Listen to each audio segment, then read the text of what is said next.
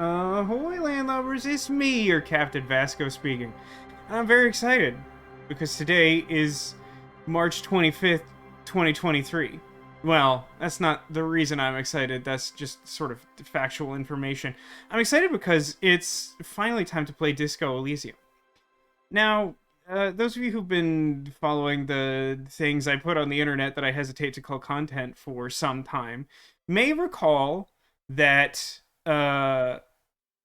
some time ago, specifically like late September in the year 2020, Cotillion the Rope and I posted a couple episodes of this to the Renegade Constabulary YouTube channel, where I used to do the majority of the posting stuff online before Tech Azurk, my founding partner for the channel, moved cross country and set up a very busy life for himself, and it's been very difficult to coordinate almost anything since then. But we've found a relatively good balance. It's just not really feasible for us to be doing regular content anymore. However, this is a game I've wanted to play for some time, and we played like an hour and a half of it or something, and so like it's not like I have absolutely no experience with this game. I watched like a little bit of it played before deciding to try it myself, and then we played that, and so I know a little bit about this game. I don't know a lot about this game, other than the fact that everyone loves it, and it's really interesting in concept, and I get the impression that like everyone's playthrough of this game is like just different. There's some elements of random chance, there's some elements of like building a character sheet and setting what skills you're good at and whatever. Yeah, we did post, we may not have posted the very last one. I think we post all of them though. But yeah, so like I don't know. I'm interested to see where this goes. I know relatively little about the game. I know we're gonna have to do some character creation because we're gonna start from the beginning. I'm considering using the same setup we used before. I like checked what those stats were, and I like the philosophy I went with last time. So I'll talk a little bit about that. We'll skim through everything and play it. It's obviously not too much to recap because we're just getting started, but I wanted to give you some background as to why I maybe know a little bit about the game before getting started, but at the same time, very quickly, I will be confused, probably. So, order of operations. Return music to this level. Hit new game. Transfer to this screen. Everything should be working. Cool. Alright. Also, hello to everyone who came in during the introduction there. Hello, Sniper Justin. We got Full Pixie here. Obviously, Demolition and Cotillion. My mom, J.M. Platts. Hello. And hello, Sarah and Neko. Hello. I'm glad that you could make it with the time variant. Actually, no, wait. It's the correct time for you now because it's Sunday. Is that correct? Hey, Kronos. Good to see you, too. Alright, so... we just hit new game. One of our first options is that we can go with roughly like a predetermined archetype if we don't want to like determine what we're doing for ourselves.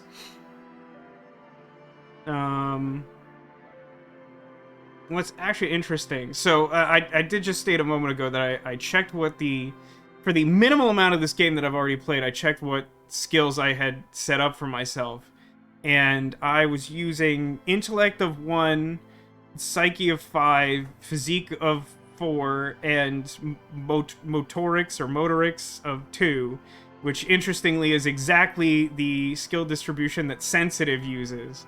However, I was using a different key characteristic. They have Inland Empire. I was using suggestion because suggestion is just sort of the way I like to play characters in these types of games. What time is it for me? It is currently 6:12 p.m. Pacific time. Hashtag extremely dating this moment of this episode on March 25th, 2023. I think one way or another, we're going to go into the create our own, right? Continue. And I think we can toggle back and forth between this and the next screen and even go back one if we really feel the need to. So I'm going to start off by setting these attributes to the same thing I had before, and I'll talk a little bit about why I chose to do them that way. Right, I have to reduce these before increasing other ones. So briefly, and you know, if you really want, you could go back and watch that YouTube episode. I didn't rewatch the episode, but I generally remember the description. Cotillion was kind enough to allow me to just sort of go with my instincts, so I was mostly in charge of the decision here. And so what I was thinking for the character was, um, I kind of wanted just like an incredibly, almost overbearingly charismatic idiot. So like I wanted like normally I'll try to play a character with high intellect because I like the character knowing what to do at all times, but like one of the few things I know about this game is that your character absolutely isn't that by nature of the way the plot unfolds. Like you are just a guy who doesn't really know what's going on.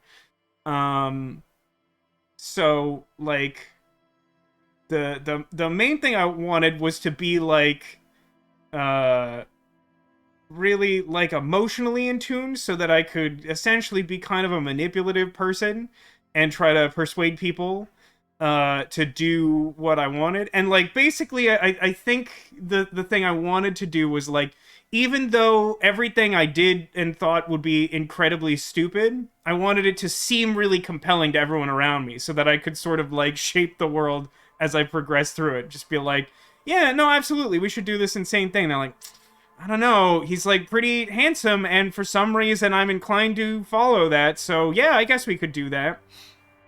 And the handsomeness is why I put physique at the second highest available skill. Actually, I think technically I could like absolutely min max that and like have like 5 physique as well, but I kind of like the slightly more even distribution.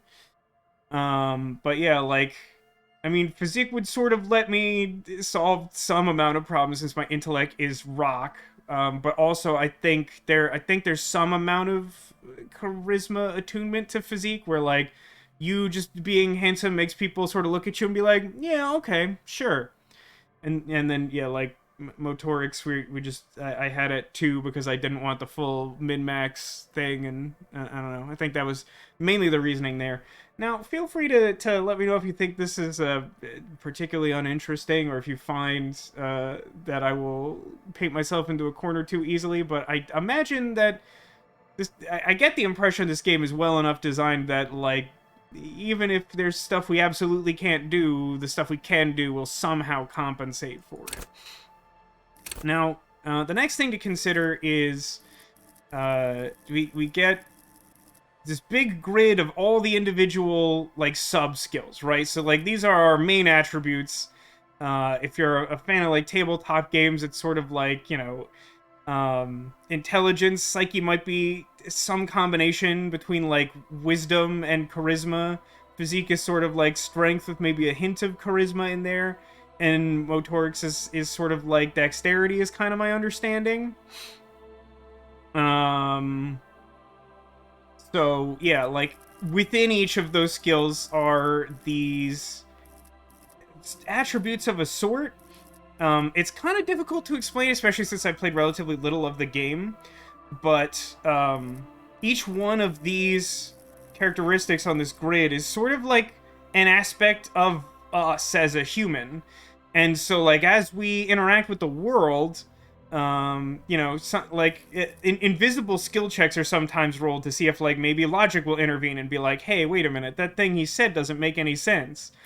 Or, you know, maybe we'll find ourselves in a position where we have to, like, lift a heavy object, and then it will have to do like an actual skill check of physical instrument to see if we're able to move it or if we have to find another solution to the puzzle. But like these attributes will actually create something of like a running internal monologue for our character. They will react to things in the world around us, maybe nudge us in the right direction or give us options that we may not have if our skill isn't high enough to detect certain things, etc., etc.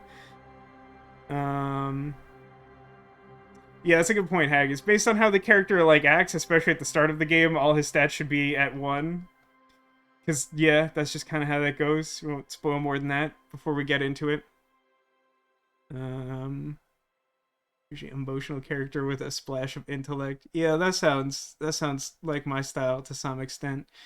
Um, but yeah, I don't know. It doesn't look like anyone has any major objections here. Let's. I don't know. Is it worth doing a super quick rundown of like generally what all these are, or are we content to go with? So like, I'll start with suggestion because that's what I like. Uh, so you get a little one sentence blurb about what the skill is, and then I think if you click like info, it gives you like a much more detailed version, and there's one of these for every skill. So like that doesn't seem like that's maybe worth our time.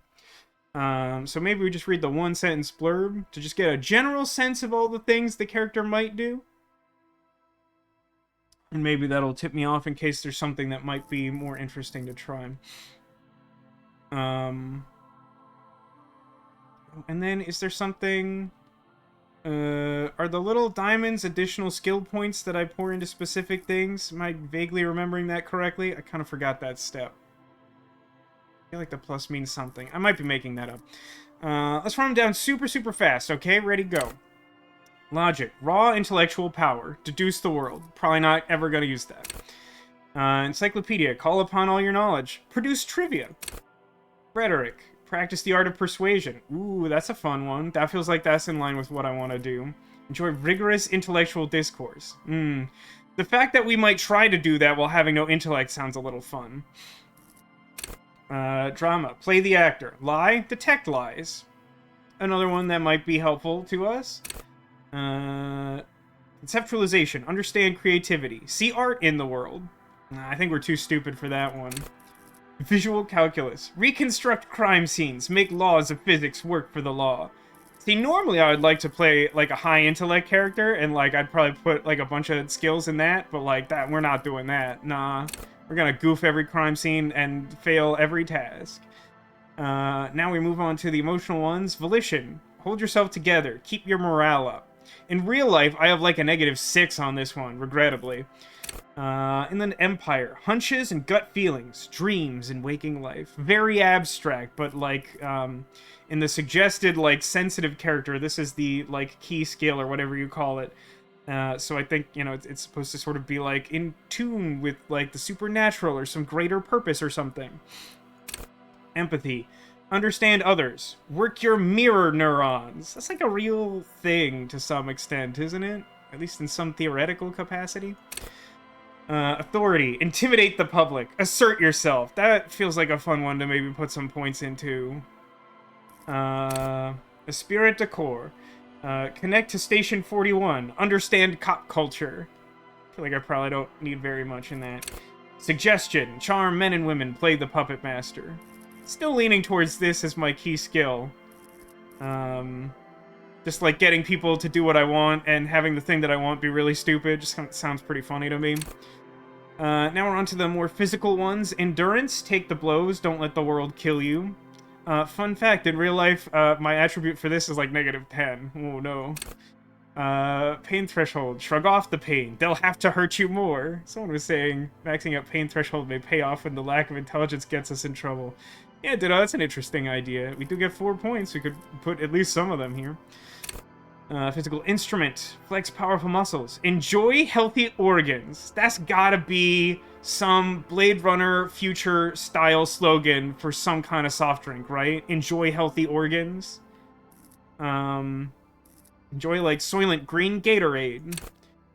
Electrochemistry. Go to Party Planet. Love and be loved by drugs.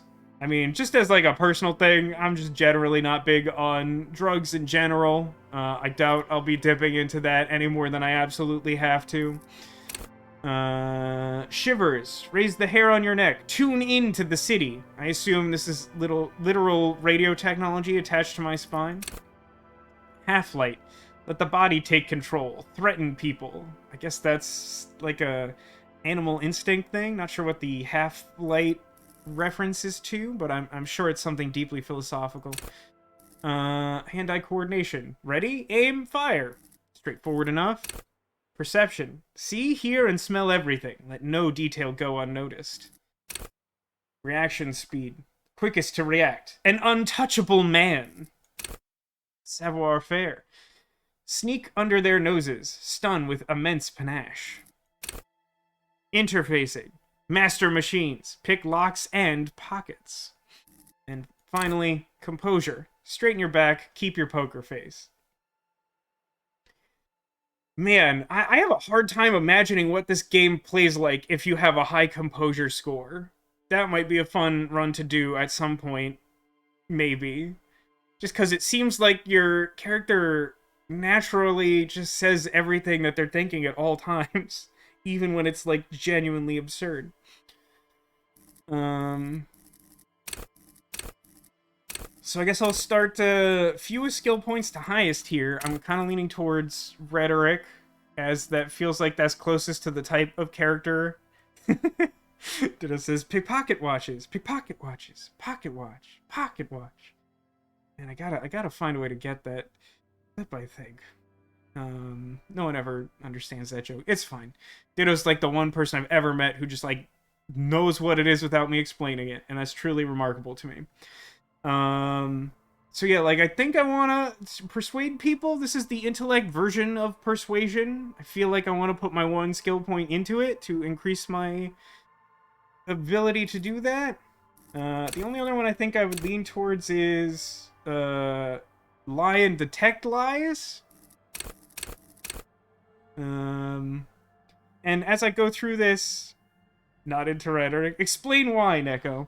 I'm open to input here, especially with these skills. I think I kind of like the broad skill distribution, and I'm still leaning towards suggestion as the key thing. This is your signature skill, not a level up. How would I...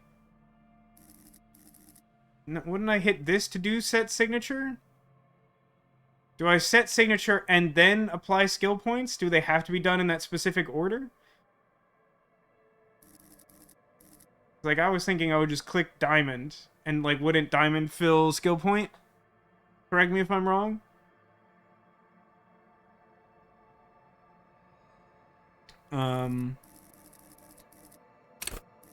I do kind of like the idea of upping pain threshold a little bit for physical. And someone said Shivers is like Spidey sense. Maybe that would be a fun one to put some points into.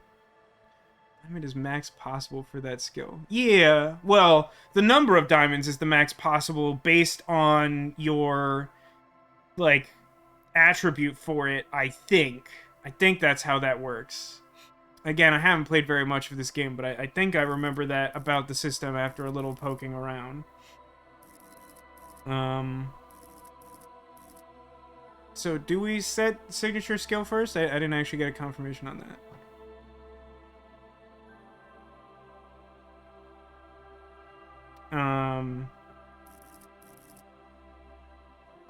Alright, let's just do it first, I guess. I don't imagine we could start the game without spending all our skill points, or at least without the game being like, hey, idiot, you didn't set all your skill points.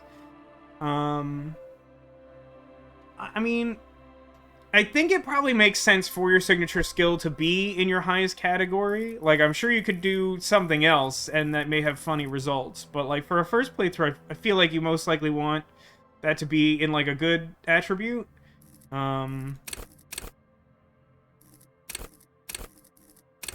Empathy seems like it could be kind of fun, but I really am leaning suggestion, so I'll set that. Okay, and now that the colors have changed, I can add skill points? Question mark?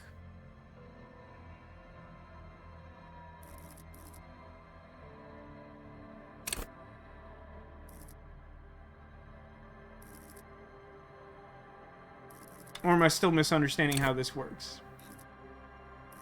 Additionally, the learning cap for every skill of the same type will be increased by 1. Do you just... Did I misunderstand this? Is there not actually... Do the 5 diamonds over here not somehow correlate to what I have to do here? Do I just set signature skill and then move on with my life? Anyone recall? I know several people in chat have already played this game. I just want to make sure I'm intentionally doing whatever I'm doing, whether or not it is ultimately a mistake. Making the mistake is fine. Making the mistake without intent seems bad, which is basically the same thing I just said. What's your skill?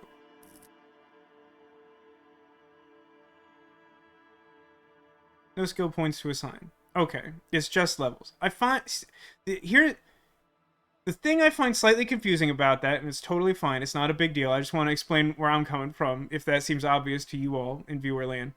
For one, there's like a little plus here next to this row of 5, and like these diamonds are filled in and these diamonds aren't. To me, it kind of suggests that like this is a pool of skill points that I get because I put a 5 into this, and I can distribute them in the empty things. If the plus wasn't here, or if these diamonds were the same as these, or frankly, even if there were no diamonds, I feel like this would be a lot clearer to me. But regardless, I think we will go with this then. Yes? Alright, let's go ruin something. Wow.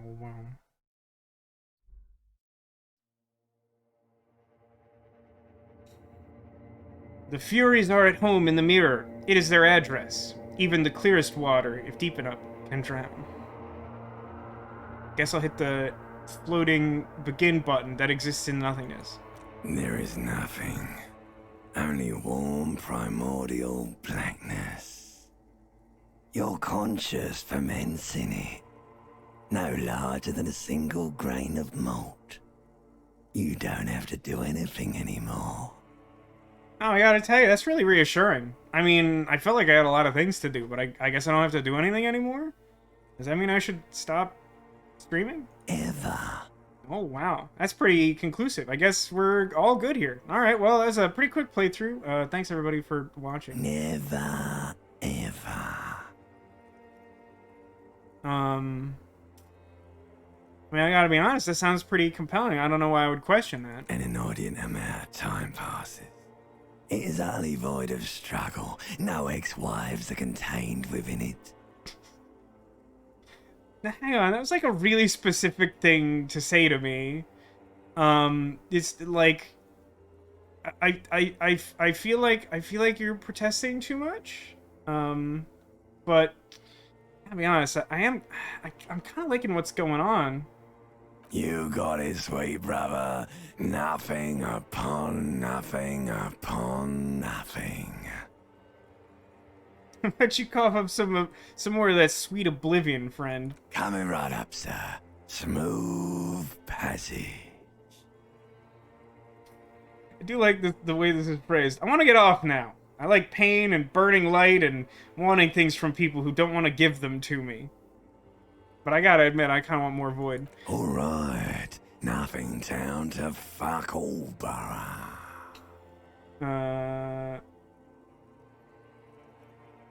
Visit the ancient Zero home, which I assume is home to more void. Great choice, Elder One. It has always been like this, and it always will. Oh, hang on. I've suddenly remembered that I have very little self-esteem, and I need to belittle myself, regrettably. Do you really? Well, I mean... gotta put it that way. Maybe we could go for like a little more void. The song of death is sweet and endless. But what is this? Somewhere in the sore, bloated man meat around you. A sensation. How does this guy know my morning mantra? Like a fly to the ointment, your conscience sticks to it. The limbed and headed machine of pain and undignified suffering is firing up again. It wants to walk the desert, hurting, longing, dancing to disco music. Serious question, does this voice not hurt this individual's throat? Because, like, it sounds like it does. You can take it. You're a champion. Oh, okay. Somehow I held it together. Ahoy, Ocadius. Welcome to the stream. You're just... We were really enjoying the void, and then all of a sudden we recalled that we had physical form, and I'm starting to get anxious about it, because before I didn't have to do anything ever again, and now it seems like I kind of do. Mother help me, there's a head attached to my neck, and I'm in it. I don't want to hear anything more about the sensation. Take me back to the formless, disembodied nothing. I'm not scared. I am a champion! I do seem to recall that when I originally conceived of this character, he was very confident about himself. So, like, yeah. Yeah. The stench of liquor rises from your mouth, and with it, an ungodly headache. The headache is coming out of my mouth? I feel like some part of that sentence was conjugated weirdly. Who am I? What sort of creature does this to their own mouth? A fiery streak penetrates your skull, trying to force your eyes open. It's a sound, a clarion call from hell. How does this individual know the second line of my morning mantra?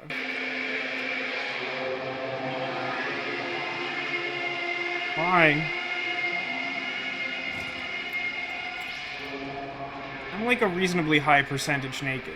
I'm not naked, but like if we were to rate nudity on a scale of like 1 to 100, we'd be at like a 90.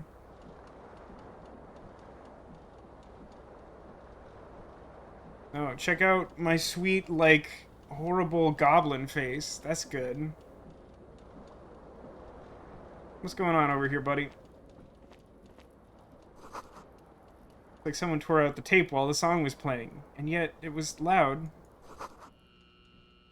Real tape player is still on, rolling empty.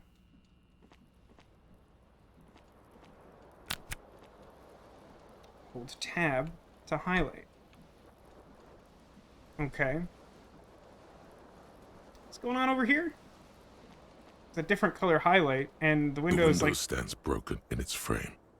Cold wind blows in. Okay. We could try some visual calculus. We are less likely to succeed than we are likely. What do you mean, assess the damage?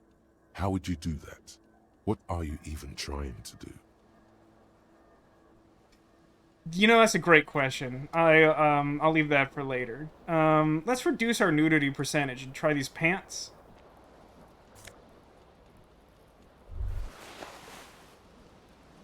Hang on, let me check my inventory. I want to see what stats the pants applied. -1 savoir-faire. I forget precisely what that did. And +1 electrochemistry. This is some weird pants. Great. How do we get out of here? Just click again? Great. This is like a thought, right? Keys are clinking in the pocket of your flare-cut pants. I retrieved the keys. Fish them out. It says, whirling in rags, on the aluminium key ring. There is a single key on the ring. The number 1 is etched on it. It should open the door. We're already inside. And... don't look in the mirror. But, like... Here's a serious question. I know that it's very traumatic to look in the mirror, but, like... can you actually proceed through the game without looking in the mirror? See bottles in the bathtub. Wine, beer, and sweet liqueurs. Had a really productive evening, huh?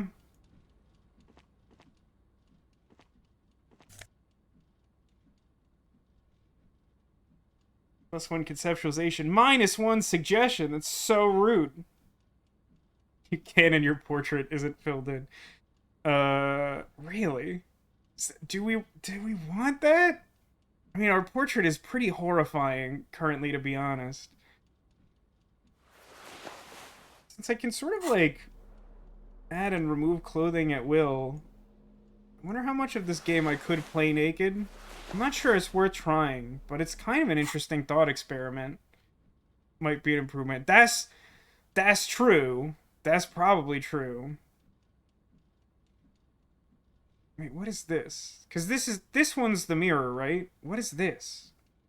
It's like a whole closet inside of the bathroom?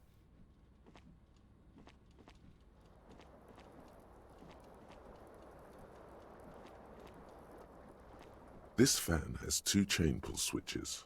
One ends in a tiny fan. the other in a light bulb. A truly horrific necktie has somehow attached itself to one of the blades. I really do hate when that happens. Or has it been consigned there as punishment? You feel as though this creature is your friend and wants to reattach itself to your neck so that you may continue your adventures together in this strange world. I have a pretty low chance of just grabbing it out of the sky, but I feel like we would do it, you know? Remember what series of Addams Family the Pocket Watch joke is from. I mean, I know it's the...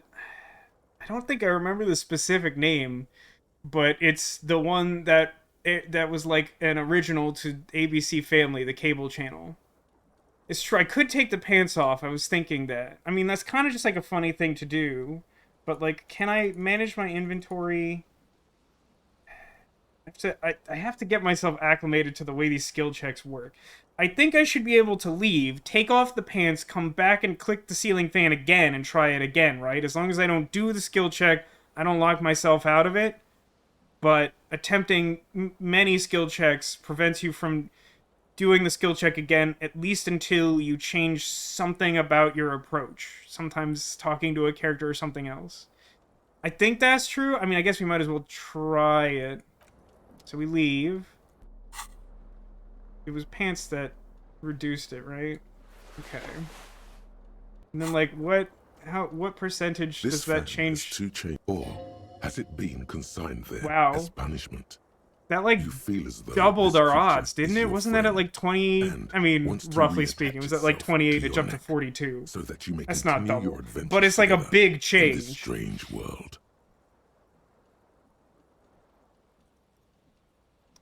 We gotta do it. You reach out to grab the tie, but what's this? Diffuse, radiating chest pain. Doom comes over you. Crap. See, this is what happens when you decide that you have something to do. This is bad. Feels like sharp stones grinding in your chest and keeping you from moving. For quite a long time. Still ongoing. Now is a good time to start worrying. This is an alternative to the popular Klingon expression that today is a good day to die. Now is a good time to start worrying. Finally, the pressure recedes. You find yourself covered in cold sweat and trying not to move, hoping it will keep you from dying. Well, unfortunately that failed, but if you have minimum physique, you can actually die trying to grow. I guess that's true. Does physique directly affect your physical health? I guess it does, because if we look at what we have here, like physical and emotional health, yeah, more or less morale. So, like, they seem to correspond to the attribute we put into them. So if you have, like, the lowest possible physique, you have 1 hit point and you die in the attempt. Wow, that is pretty good. But, like, we can't go without the tie, so, like, we just have to do it the idiot way. The blades come squeaking to a halt. It should be easier to reach the tie now. Like, it's still only an 83% chance to get it. You swoop up and catch the tie. Snap. It's released from the blade. Warning, warning, the necktie is no longer contained. It's not, red alert, everyone. What you have in your hand is a fantastically colorful tie with 4 or 5 different patterns. The knot reminds you of a noose. Yikes forever. How do I put this? Like, this character, like, kind of has amnesia, but definitely not really. It's fascinating what things his, like, internal characteristics make reference to casually and what things they act like are somehow new information. You didn't get these warnings? Interesting. But it doesn't look like that would have come from any particular skill, so I don't know why you wouldn't get the warnings. The necktie is on. Ooh, but it gives +1 Inland Empire. It's like an emotional skill. See, okay, 2 serious questions that I need answers to in rapid succession. Do we wear pants? Do we look in the mirror?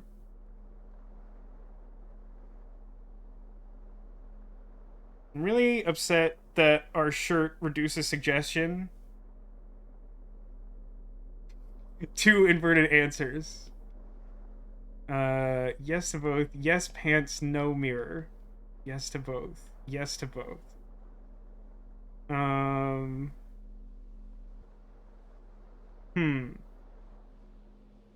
That's actually kind of close between the responses given. I think pants seem to be an almost universal yes, so I guess we're wearing pants. In our pants slot. You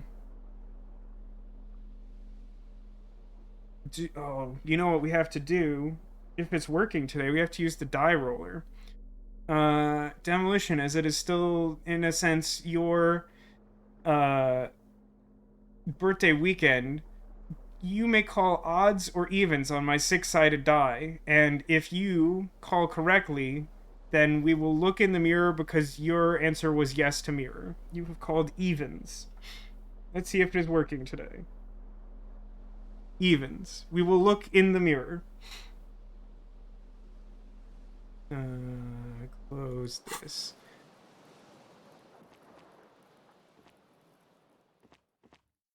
Your stats affect the way you think, so thoughts you have are reflected by your stat choices. This could be for better or worse. Yeah, I think I have some sense of that. Does that... But, like, because before, Neko, you had said that, like, you didn't get the warnings about the necktie being, like, a horrible thing that wasn't contained. But, like, that didn't seem to be linked to any attribute. Because, like, I mean, maybe it was linked to savoir-faire? But, like, how would you get it down without trying the savoir-faire skill check?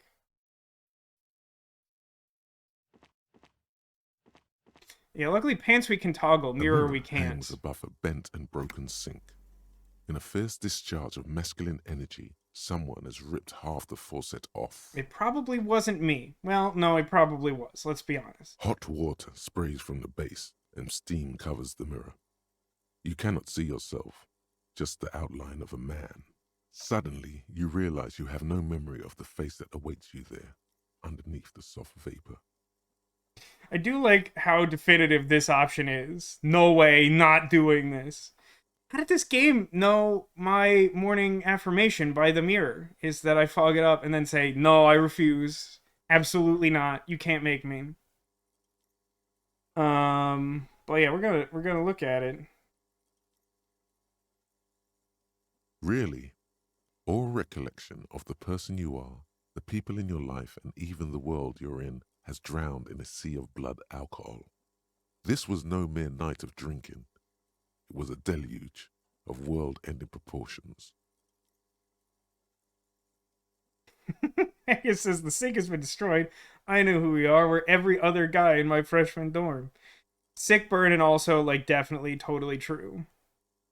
As you slowly reach your hand towards the surface of the mirror. Abort. You clearly have not thought this through. You won't like what you see there, and you will never unbecome it.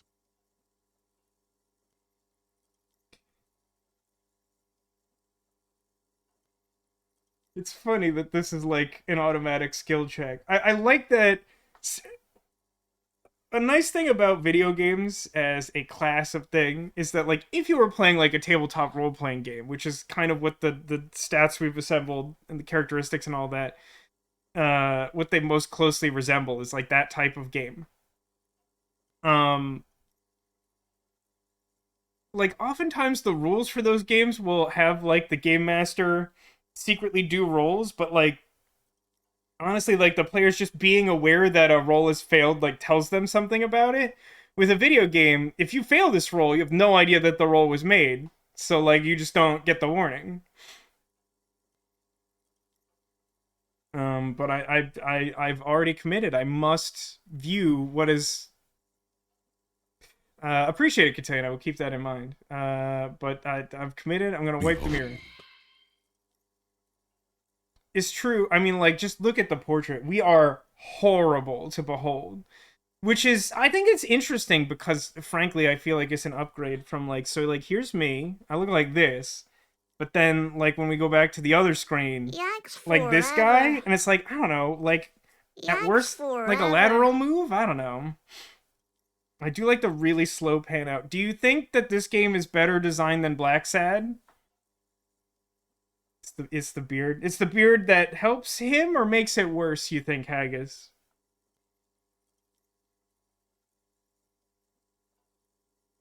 I do actually a little bit wonder how far it'll zoom out. Beard helps, yeah. Oh. Ah. It wasn't that far out. Because, like, it would not stop panning in Black Sad. It would just keep going. Beards are like masculine push-up bras. That's... I don't think that's universally darn. true. That I feel like it helps some people and it doesn't help some people. Nico says, Vasco is definitely so much worse. Bulbous nose, patchy skin, the creepy expression, the sideburns. I feel like you're just describing me. What's the thing that makes him worse? You have no idea who this thing is, do you? Dear Lord, help me. What is it? Whatever it is, at least it's dead now. There's clearly rigor mortis on your face. Oh wait, is that an expression? Are you trying to make an expression with that face? Are you trying to make an expression with that face? I have no idea. It's doing it by itself. Please stop. It's horrible. You're scaring yourself. I'll give it my best shot. Oh my God. You can't stop. It's like it's not even voluntary anymore. You have worn that grin into your face and now it won't come off. His nose is extremely red, that's true. He could definitely guide Santa's sleigh, you know? What does it even mean? What is the emotion you're trying to convey? We have to read through these. I'm gonna read bottom to top because that top one's very good. It's an expression of pain. I'm insinuating that I'm vaguely sympathetic. I think I'm sort of pulling it off too, in a sad has-been kind of way. There's some charm to it. I think it's supposed to look suggestive. I'm afraid it's meant for the ladies. God, I don't know. It's indescribable. Or superstardom. Yeah, exactly, Haggis. Like, oh no, I made this face and it froze that way. Yeah, I do. I mean, I feel like we're definitely like a ladies' man, right? With all this like charm and savoir-faire and all that.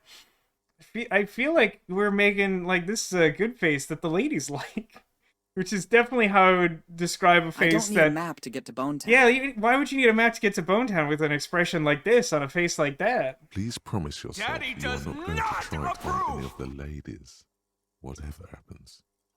This is good. This reminds me of my favorite thing from Sekiro: Giraffe. Shadows Die Twice. Giraffe, of course.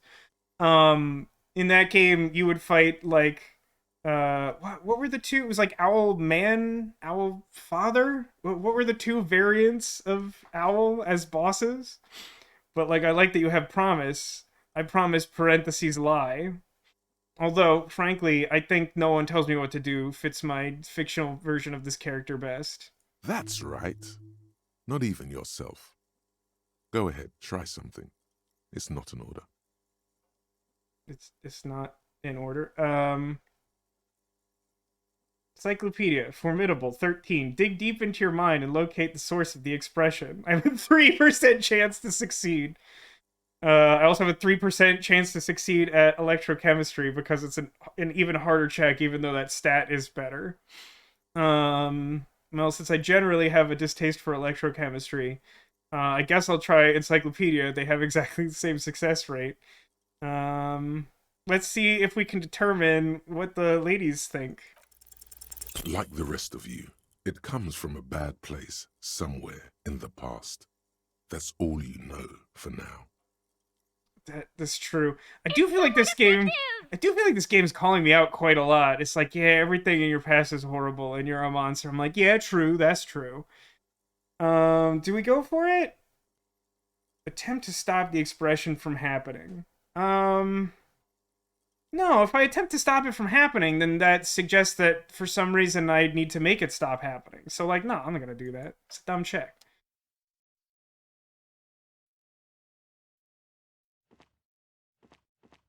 I feel like there's at least one other thing I had to do before leaving this place. Or, oh, jacket is like a thing I could do. What does it do? It increases one of my emotional stats. Put that on. And this is a single copy of Shoe, is that correct? This sounds a little familiar. And there's like a mini quest to find the other shoe, I think. Green shoe, left foot. Can I wear one shoe? I think, yes, I appear to be wearing one shoe.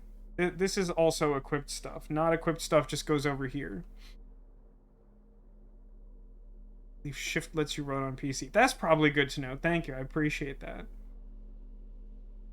You definitely get, like, something good for finding the shoe. I don't remember what it is. Do I want to look at this? It's just, like... I mean, it's just alcohol. Okay. It's just, like, a thing to do.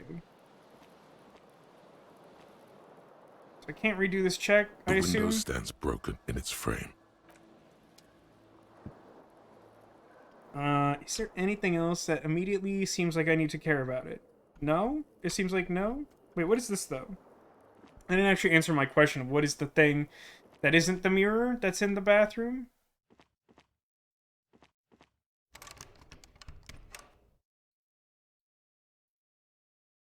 It's like a Silent Hill broken door handle. Got it.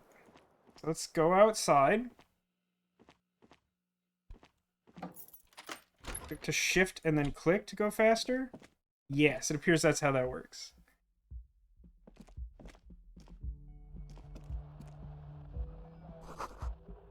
There's something on the table. Heck yeah, it's 40 fractional currency units. Real. Okay, now, again, I played a little bit of this game. I want to say that if I go out on the balcony, that's where I find my shoe, but I'll do that in a minute. There's, like, a lady here I want to talk to. The game autosaved really roughly. Hello, officer. The young woman raises a cigarette to her lips. Here's my real-life response. Turn your bloated face away from her beauty and just keep on walking. But because this character has a lot more confidence than I do, I should say the other thing that isn't that, of the two options. No. She seems perplexed by your question. There's only one solution to this. You're a businessman. It was a success, I guess. I know, I'm a businessman. Chief Executive Officer, right? The young woman shakes her head slowly. Okay, Chief Technical Officer? No. You're a police officer, sir. You're darn right I am, and don't you forget it. Okay, cool. I won't. By the way, her name is... Actually, how would you pronounce that? Classia? I don't think you'd pronounce it like a J, right? Classia? Cassier. Really? Cassier? Yeah, okay. No, Classia. Okay, Classier sounds right. The silent L, I'm suspicious of. She's Miss Orange, also spelled with the J, disco dance. She means it. She wouldn't defy authority, however sweaty and bloated it may look. No need to be alarmed. I was just getting into character, you know. Good. Now, how did you know I was a police officer? For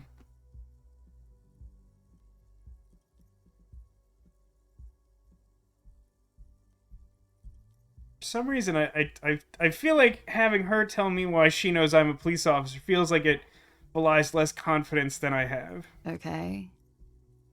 Whoa. Something wants to come out of you. A bit of vomit? She's even Thankfully, you stronger keep it than my down, mom. because your body does not control you. Yeah, I mean, it happens sometimes. Sometimes you encounter someone who's even stronger than your mom. This lady, she's got, like, high stat points. Probably not stronger than my mom, though. Class Ya with a short... Class Ya?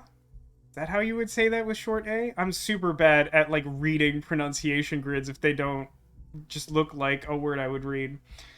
Now I have no choice but to ask her how she knows I was a police officer. Sir, you've been here for 3 days. On official police business, as you put it. Cool. Now, what was that business? I'm testing you because I'm the police. Couldn't say. In truth, so far, mostly drinking. Now, listen. I didn't put every possible skill point into suggestion not to use suggestion. I am a little concerned in this moment that I've accidentally chosen a skill that's completely sexual in nature, but I've already come this far, and unfortunately, I must do what I must, and also, it's like a giant red box, I don't know how I would ignore it. And I got like a 72% chance of succeeding at this, which is like way better odds than I'm used to. Try the expression. Come on, why are you still doing this? I have to, like, that's the voice specifically for suggestion? Is that correct? Or am I... How many different actual voice actors are there for all these different skills? I like the line read, basically. Why are you still doing the expression? Stop trying to make fetch happen. Oh, I thought I was saying this to her for a second. Just, like, make the weird, like, flirt face and then be like, I'm at death's door, bloated, a goner, and still... does the longing ever stop? Or wait, am I saying that directly to her? Or am I supposed to be responding to Suggestion's question of, why am I doing this?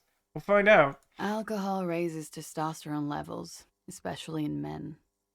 The levels remain elevated after inebriation ends and the pain begins. You seek comfort. It's only natural. She puts out her cigarette.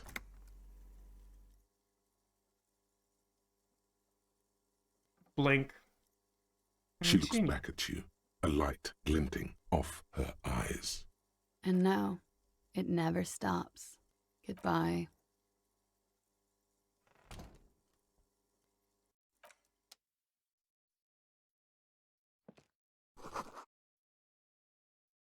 She left a nice long stub in the ashtray. It's still smoking. For some reason, I thought my character would just try and eat it. Quotes mean you're saying it out loud. No quotes means you're saying it internally. That's good to note. That's a good note to have. I didn't pay attention to the date because I was also reading chat. I said the date was March. It is March. Didn't pick enough drug skill. So you can just, like, haplessly just eat the cigarette? I like her voice. She's got sort of like a Daria vibe from, like, the old MTV cartoon. I feel like I remember the last time I played this, like, I tried knocking on her door and she just, like, never came out again.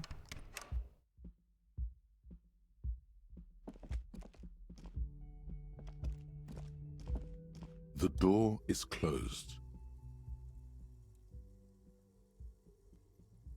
Yeah, I wouldn't put it past this guy to just use cigarettes either. That's why I was, like, mildly surprised from him. Just like, I figured just looking at it, he'd be like, well, I suppose the only choice is to eat it.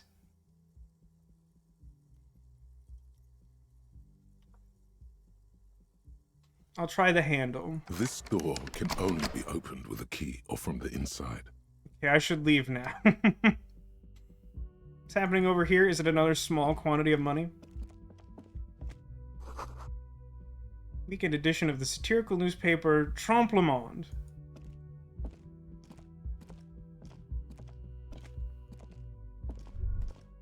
Oh, hang on. I'm having a thought. You should pick that fat, juicy cigarette butt from the tray. There it Light is. it up and smoke the living shit out of it.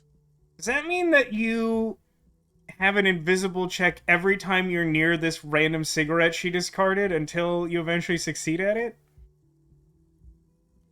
think she might be more easily wooed if you were wearing both shoes. See, I clearly don't understand women.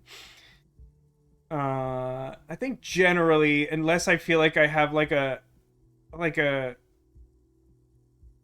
motivation that seems fun or interesting to me to listen to electrochemistry, I'm just gonna like discard the thought. Just as a personal choice. Like, you play the game your way. I just generally, you know, I'm not like a huge fan of like stoner comedy movies and things like that. Like, it's just generally I'm not into the concept.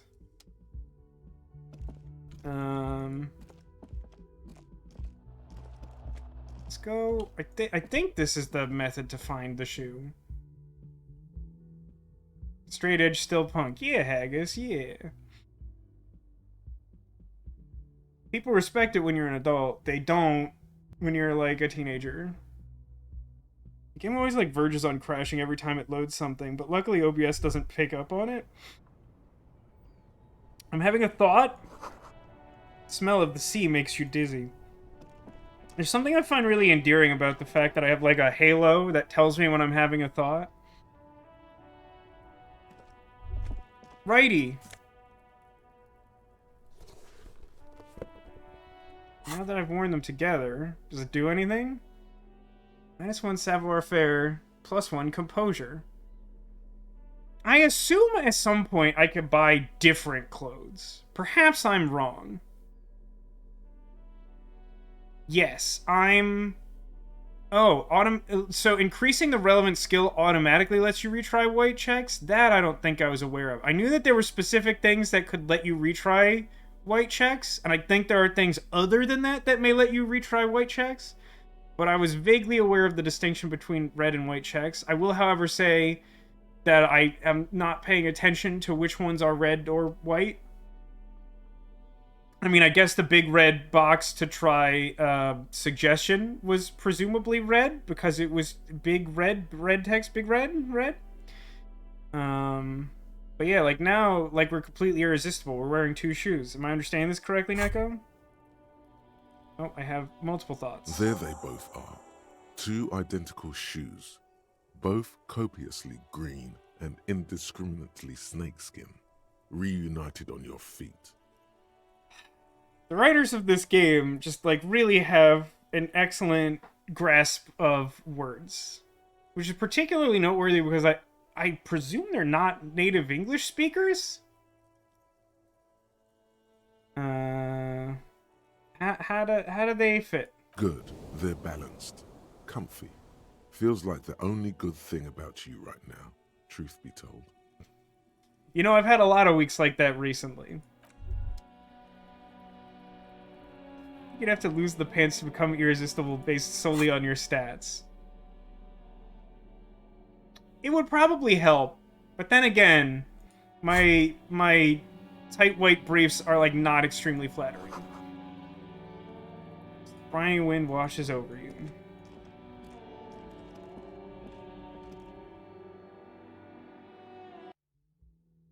Alright, I feel like I've done all the upstairs stuff for now. I think we can go downstairs and meet some new characters.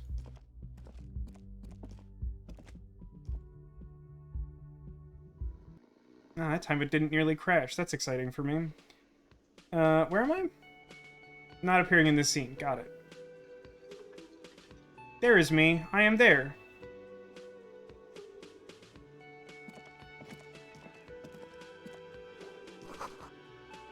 Big karaoke mic, just waiting for someone to sing into it. Oh, that does remind me of one of the things I experienced. Isn't there some way where you can make your character obsessed with singing some song? That seemed fun. Who do we talk to first? The bartender? There's like an older woman over here. And then there's like a man who's like closer to our age, I think was also in the corner. Who would we like to talk to, you think?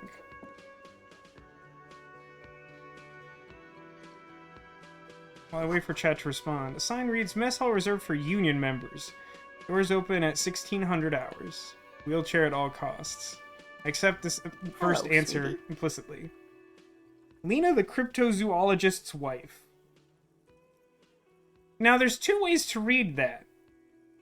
She could be the wife of Lena, the cryptozoologist, or she could be Lena with the legendary creature subtitle of the cryptozoologist's wife. You shouldn't keep your colleague waiting. She nods towards the man in the orange bomber jacket. Well, I guess that makes my decision for me.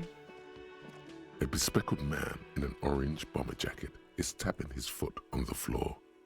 Looks like he's waiting for someone. You. Moi? As you approach, he narrows his eyes and extends his hand in greeting. If an assault were launched on this building right now, if the windows came crashing down and the whole world descended upon you, this man would hurl himself in death's way to save you. You are sure of this, but why? I feel like my character doesn't need an immediate answer to this question. I feel like instinct would drive him to show respect to this man who would do it. Nico says she voted pants because it would have just hurt her heart to disappoint Kim. I mean, I assume, based on what I know about the character of Kim Kisturagi, right?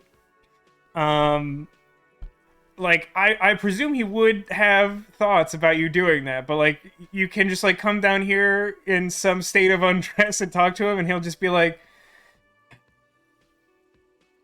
I kind of feel like his lot in this story is to be, like, the Kif to our Zap Brannigan, if you're familiar with Futurama. And if you're instead perhaps familiar just with Star Trek, the original series, or one of its adaptations thereof. Zap Brannigan is sort of based on Kirk from the original Star Trek series, and Kif is just some guy reacting to all of his boisterous nonsense and trying to hold the world together. I'm gonna shake his hand. Hello, I'm Kim Kisturagi, Lieutenant, Precinct 57. You must be from the 41st. You realize he's waiting for your name. This is your chance to come up with a really good name for yourself. Get creative.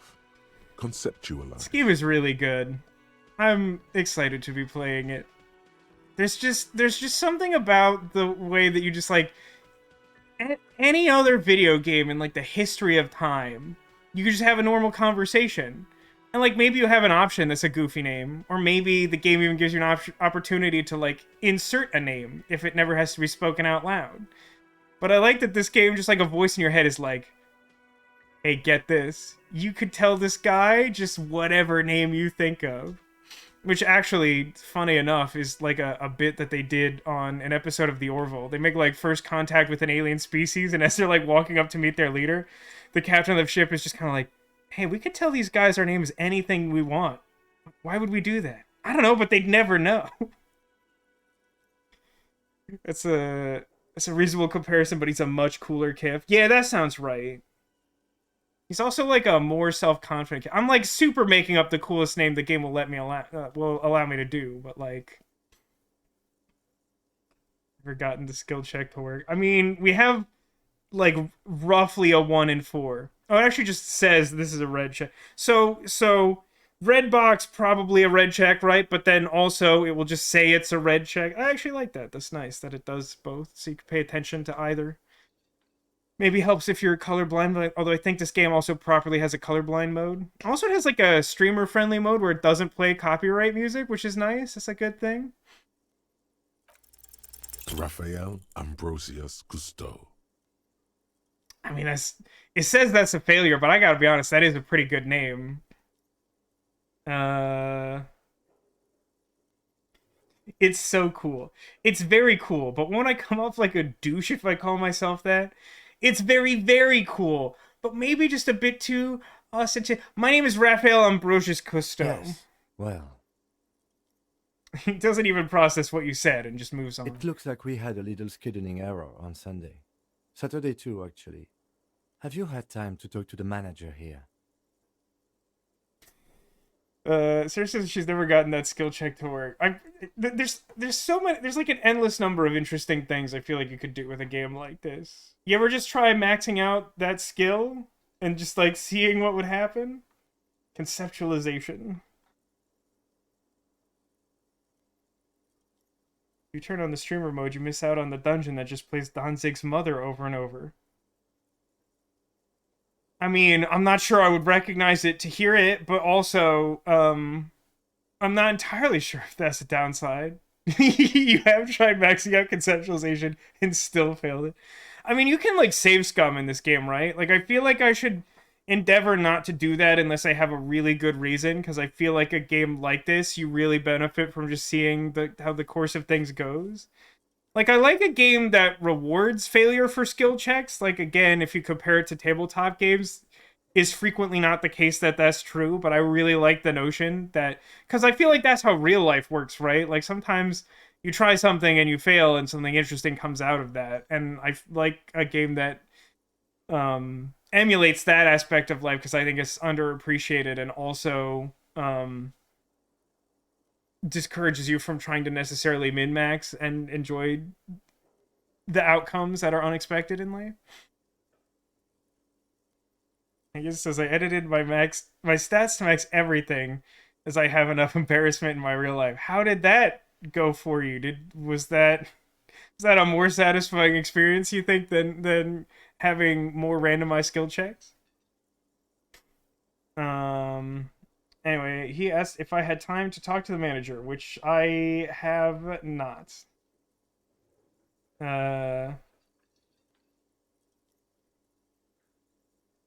You don't get the anxiety of saves coming.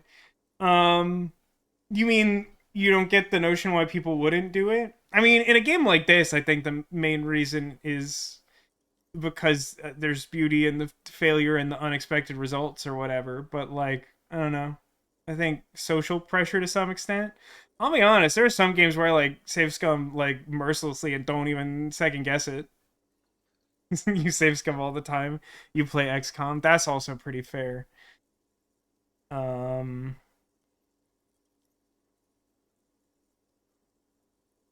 You know what? I don't feel like I don't feel like there's enough social pressure in this situation for me to be compelled to lie. Nah, I didn't Then talk to we him. should ask him for a rundown of the area. Get me up to speed. I understand the scene is out back, right? It also wouldn't hurt to assure him the police are finally here. In full force, I mean. Have you mapped out the initial interviews? I have not. I have not done that. Okay. We'll have time for that after we take a look at the coroner's case. Have you removed the dead body from the tree? Look, man, yeah. Nah, I'm just gonna be, like, brutally honest, I think. Like, until, like, I Vasco the human, know a little bit about this character and don't want to disappoint him much, as I think Neko had specifically said before. But I think that the nature of this character is just like, nah, I didn't do that. Nah. So, the body is still in the tree. This is the first time you detect a weariness in the lieutenant's voice. It is obvious he would have preferred for the body to no longer be in the tree. It's obvious he would have preferred the body to no longer be in the tree. That's a good read, Empathy. That's true. He says, it gets annoying when you want to succeed in very important checks and fail it over and over.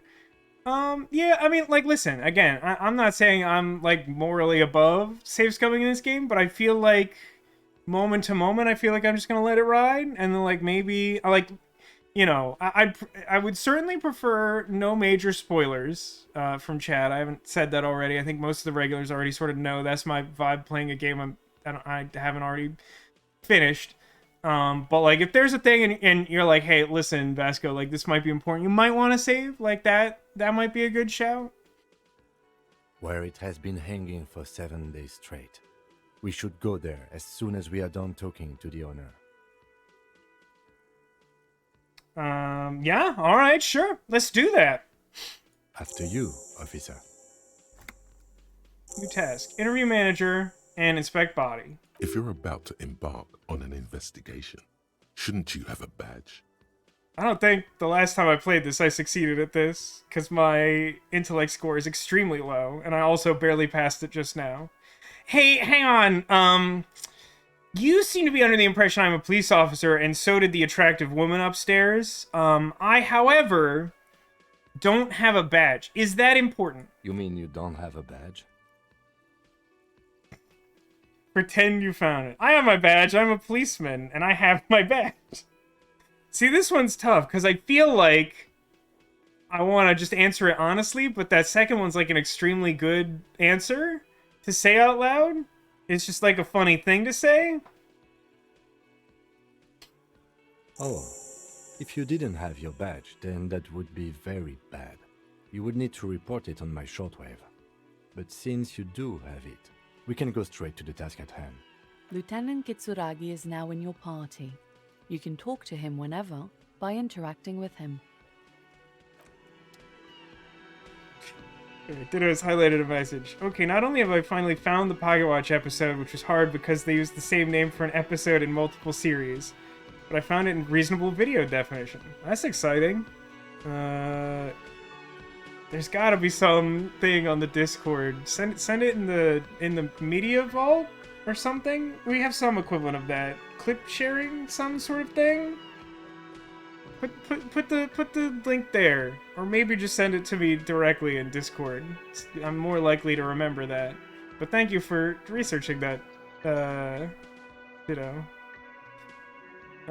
Hopefully that's usable. It probably has like a whole bunch of like ambient sound effects and music, because I remember that show being extremely cartoony. But I'll take a look at it and we'll see what we can do. Should I? Yes? Maybe I should report my badge missing? No, we'll just go talk to that guy. Been confused by the constant mention of pocket watches. Well, if you follow that link that Ditto dropped, assuming it's not his attempt to send me a virus while I'm live, you'll probably get some explanation that may or may not be satisfying to you. A man in his late 20s with a thin, unimpressive beard notices you approaching. Is everyone He calling me drops out? the ledger he was holding and turns to the lieutenant. Could he be irritated with you? He avoids eye contact altogether, like you're not even there. I mean, Sure. again, I feel like that's just kind of naturally how people respond. Is it weird for people to do that? Mr. Gart, right? The lieutenant You glances run into this his little place. notebook. Yes. He responds tersely. I am Kim Kisturagi from Precinct 57. This is an inter-district investigation, so joining me from Precinct 41...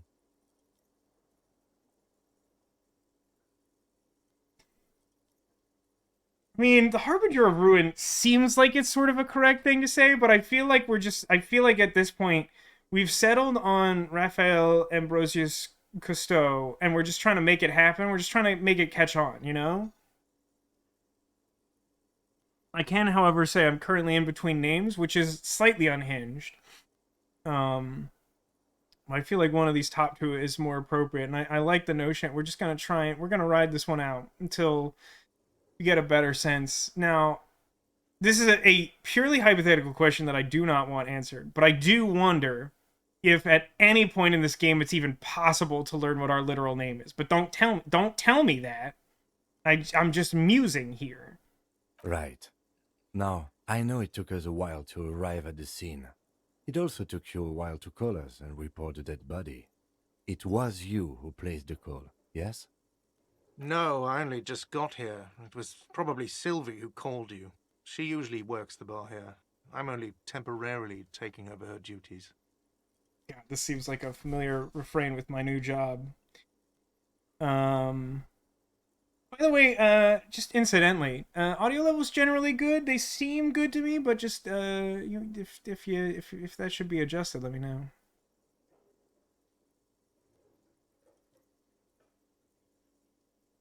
In order to discover the name, we have to go to Iceland and find the person who's leading the expedition to the Atlantis ruins. That seems like that's definitely part of this game in a literal sense, and not a reference to another game that I acknowledge, Haggis.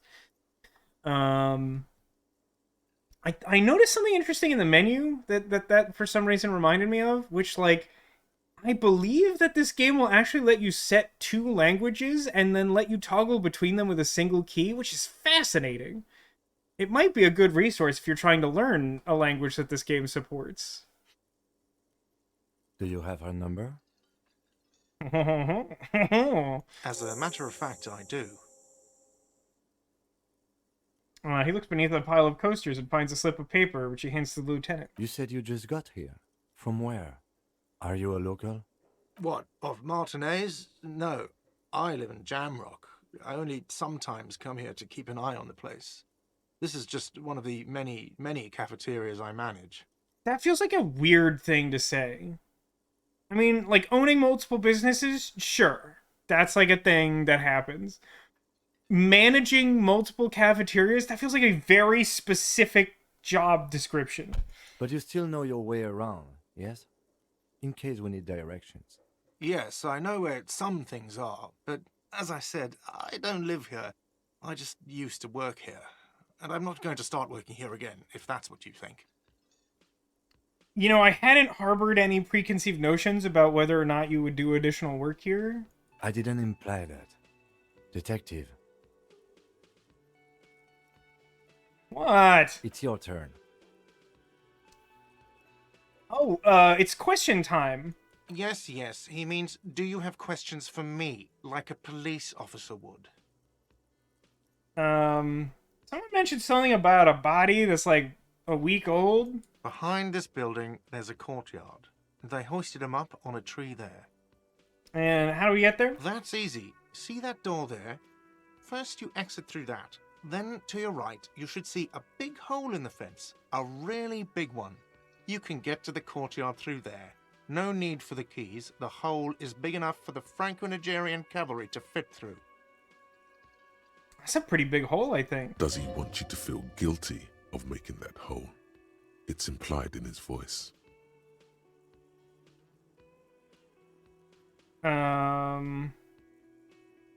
Hey, now, I know this is a long shot, but, like, you could actually save me, like, a whole lot of trouble if you could just tell me who killed the guy.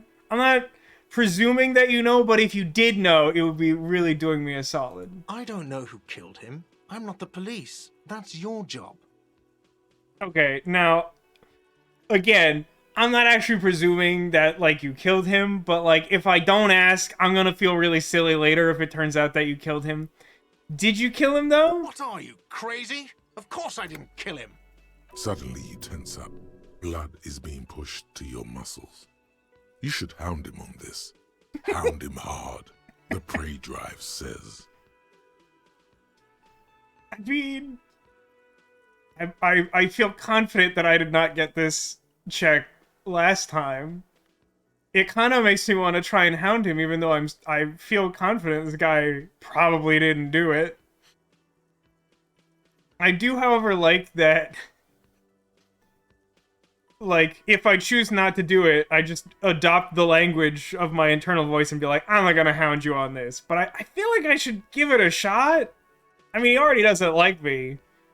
How much less could he like me anyway? No, I didn't. You can listen, Gart. Listen, man to man, you can tell me. But, like, you killed him, right? I didn't. I don't appreciate this. What is this? Why did you have to kill him, man? Do I have to answer him? Is this mandatory? Is this mandatory? The lieutenant stands motionless, his expression unreadable. He was a very good character. Did he hurt you? Is that why?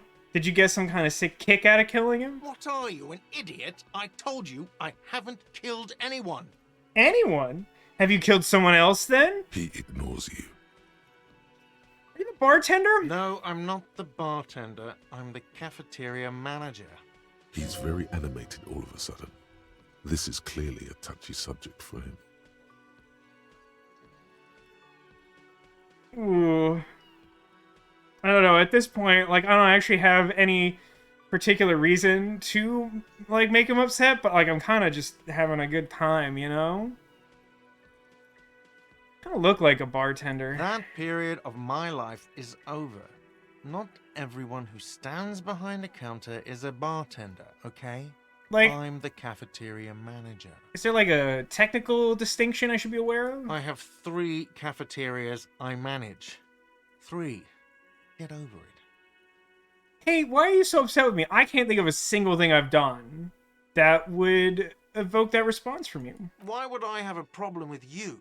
You're a hero cop. I know this one. You're being sarcastic. Am I? Or did you ride in, take the body down, solve the murder, and not trash my hostel room?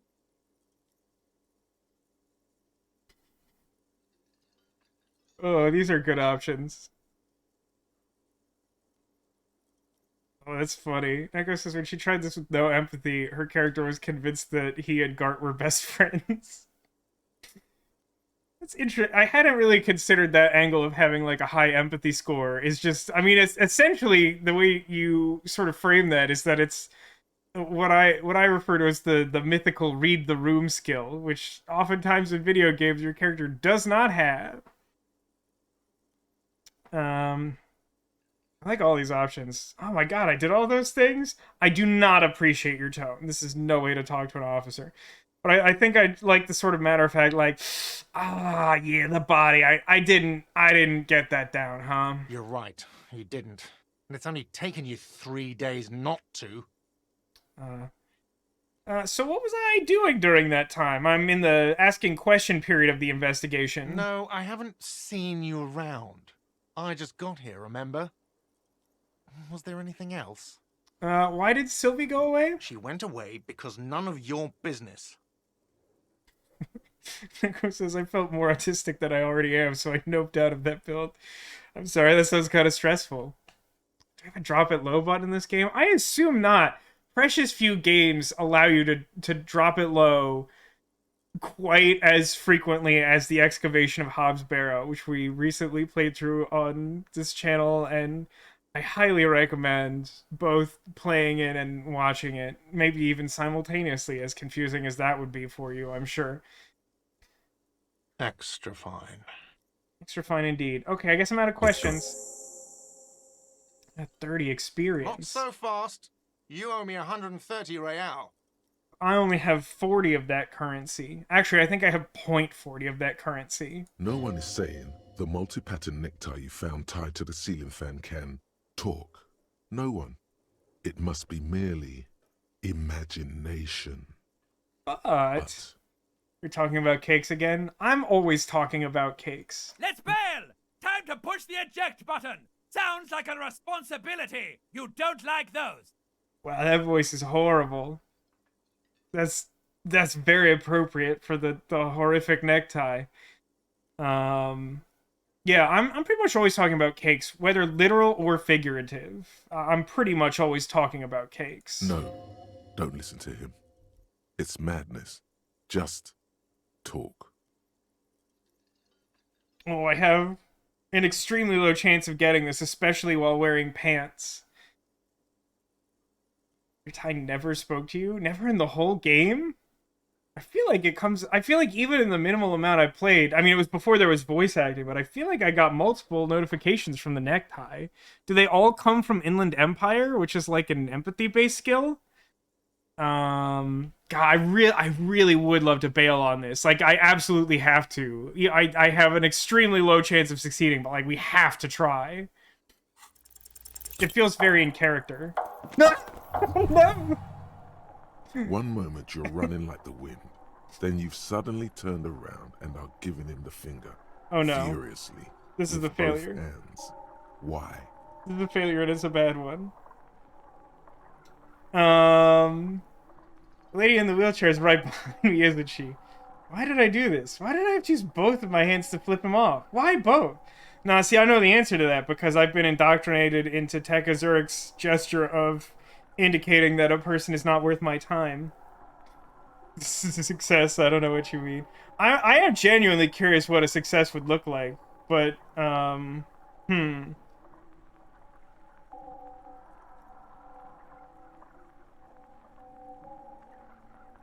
No, how confrontational am I? I feel like, okay, hear me out. My character's very confident and feels like he has the grasp on things despite the fact that he clearly does not. He is, like, clearly intentionally provoking that guy because he understands what he's doing, but continue to annoy him anyway.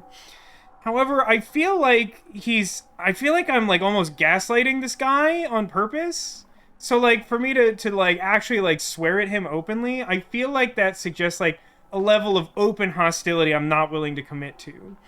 So I feel like I'm just gonna become aware of the fact that I've made a mistake and I'm about to topple onto this poor wheelchair-bound woman. That's true. Yes. And it's worrying. But let's not fixate on it. Look at that stupid bartender instead. He has no idea what's going on. You and your fuck you fingers floating in the air.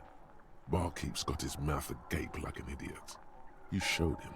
I did show him, huh? Why did I have to use both hands? Watch out!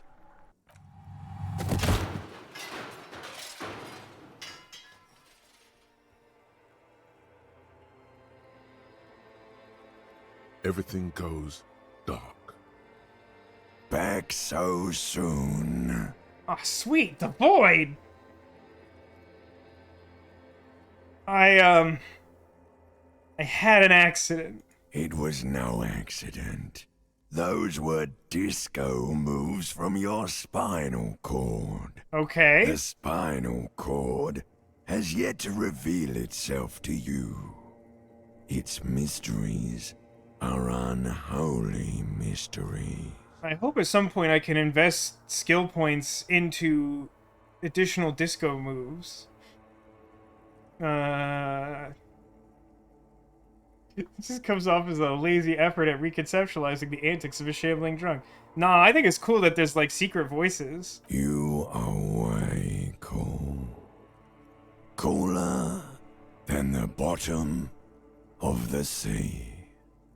Too cool for this world. I hope I don't die on my way back to my home planet like Poochie did. I was wrong to let you go. I should have kept you here. Is it bright where you are? Is it terrifying? Have you felt the love? It's alright, I guess. Could be going worse. One guy really doesn't like me, though. It doesn't look so, sweetie. Are you okay? Woman appears out of the blackness. No. You have sustained a trauma to your lower neck. In addition, you have strained your left trapezius muscle. Pain surges down your back when you move.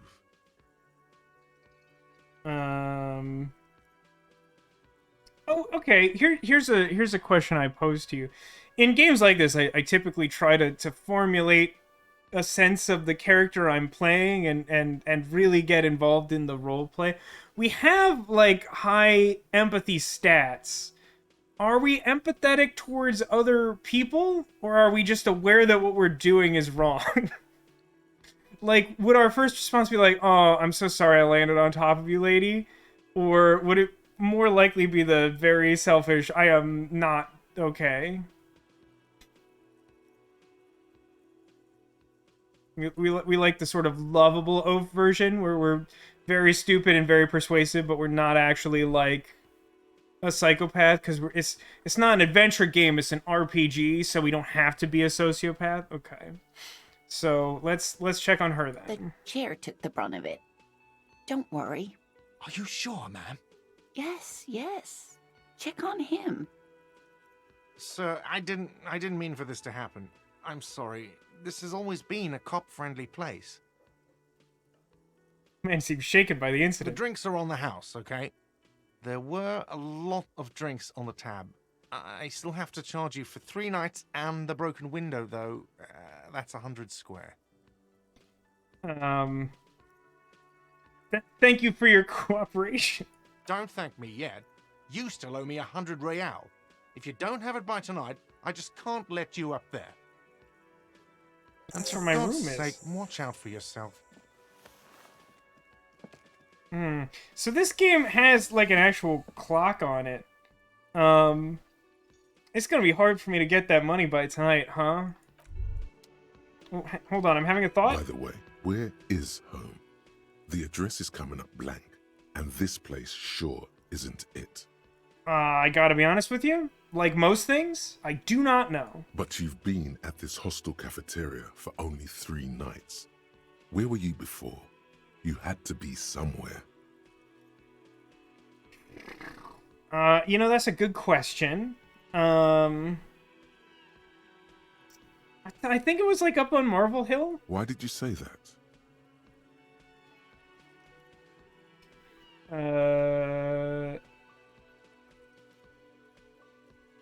I mean, the name must have some meaning. I thought of it. The old thesaurus comes up empty.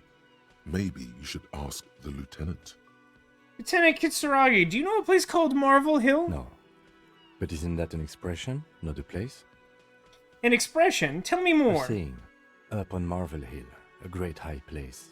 One that is impossible to climb back to. That doesn't sound like somewhere you can stay if you run out of money. Probably true. Could I trace the way back somehow to the exact street, the exact number on a building? Oh yeah, I'm pretty sure last time I declared myself Hobo Cop. Are we gonna strain ourselves and see if we can think of this thing that if there's a skill check involved, I almost definitely won't succeed at it? Or do I boldly embrace the Hobo Cop lifestyle? Cotillion, I declare a poll, but make it short because we don't want to wait for eternity.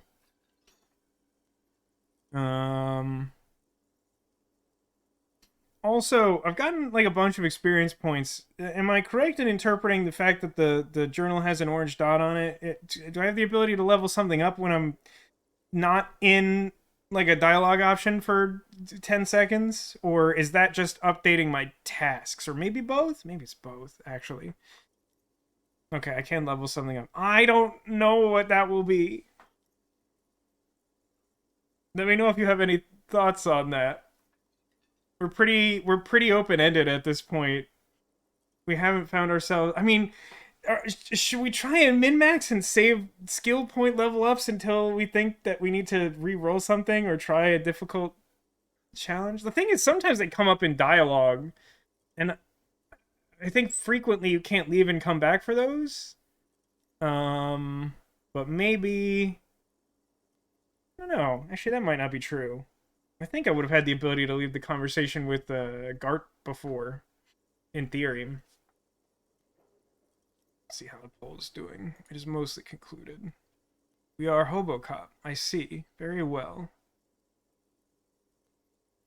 I'd like to try the physical challenge. Are you double daring me, Sarah? All right. Click back into here. I guess I'm a Hobocop. Entertain the thought when you get the time. Maybe being a hobo and a cop has its advantages. Has advantages? I'm not certain of this either. Hang on, let's go ahead and entertain the thought. Where's the subcategory I'm drawing these from?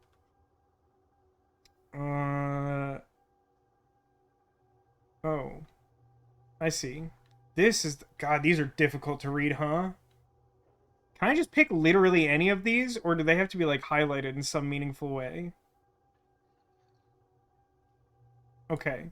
These are all the thoughts that exist. And the only one I could think about is being a hobo cop. This feels like a weird way to display this, considering that fact. But that's completely fine. Okay, temporary research bonus. -1 composure. Ungainly and rambling. Uh-huh. Problem. A cop and a hobo. Hobo cop. Upsides. Can be disheveled. Doesn't have to wash. Carries himself with lurched gusto. Hobo cop doesn't need anyone or anything. No one can kick you out because you don't have a home. Never pay rent again. Never again here. You're drunk. Why did you even come here, Harry? Go home. You're embarrassing yourself. Downsides. Are there any? I mean, seriously. Give me one. Now, what's this experience listing here? Is that just like my current experience to the next level up, or is that somehow related to the notion of trying to internalize and solve this? We're just doing this, right? We're just gonna immediately try to internalize this thought. I presume, since we decided we're gonna be like a hobo cop. I mean, I understand I have to internalize it. My question is more like, it just seemingly randomly says 45 out of 100 experience. If it simply said, like, 45 experience, I'd be like, ah, perhaps it gives me 45 experience. I think that's just, like, the amount of experience to, like, a level up or something. Takes 4 hours and 20 minutes. That's a meme number.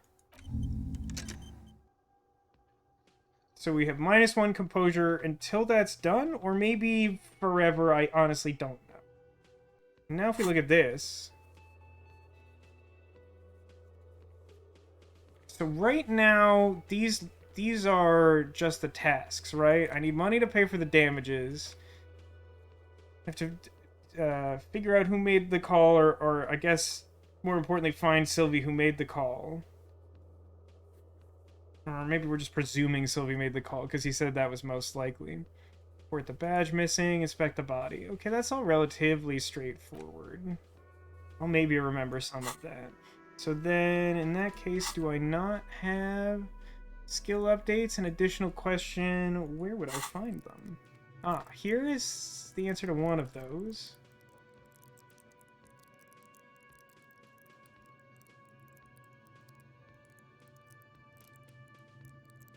Do not have enough skill points available. Okay, do not currently have a skill point. Would go to the screen to level up skill. Don't know what skill I would level up. Let's talk to this lady. Hello, sweetie.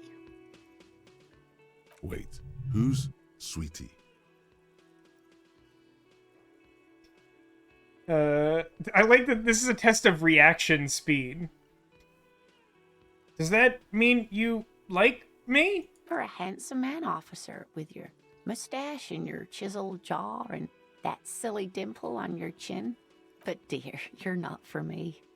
I'm too old and too married besides. In another time and place, she might have flirted back, but that ship sailed long ago. Thanks, suggestion. You must forgive me. I'm getting so scatterbrained. I completely forgot to introduce myself. I'm Lena. My husband Morel and I are staying with our friend Gary just down the street, but I come here for tea when they're away. Her eyes glitter over the rims of her glasses as she looks up, smiling. This Lena is wacky enough for the motley crew. Hire her on the spot. Are you okay? I'm very sorry I crashed into you earlier. Oh, I'm perfectly all right. I'm more worried about you. What was that? Yeah, what was that? I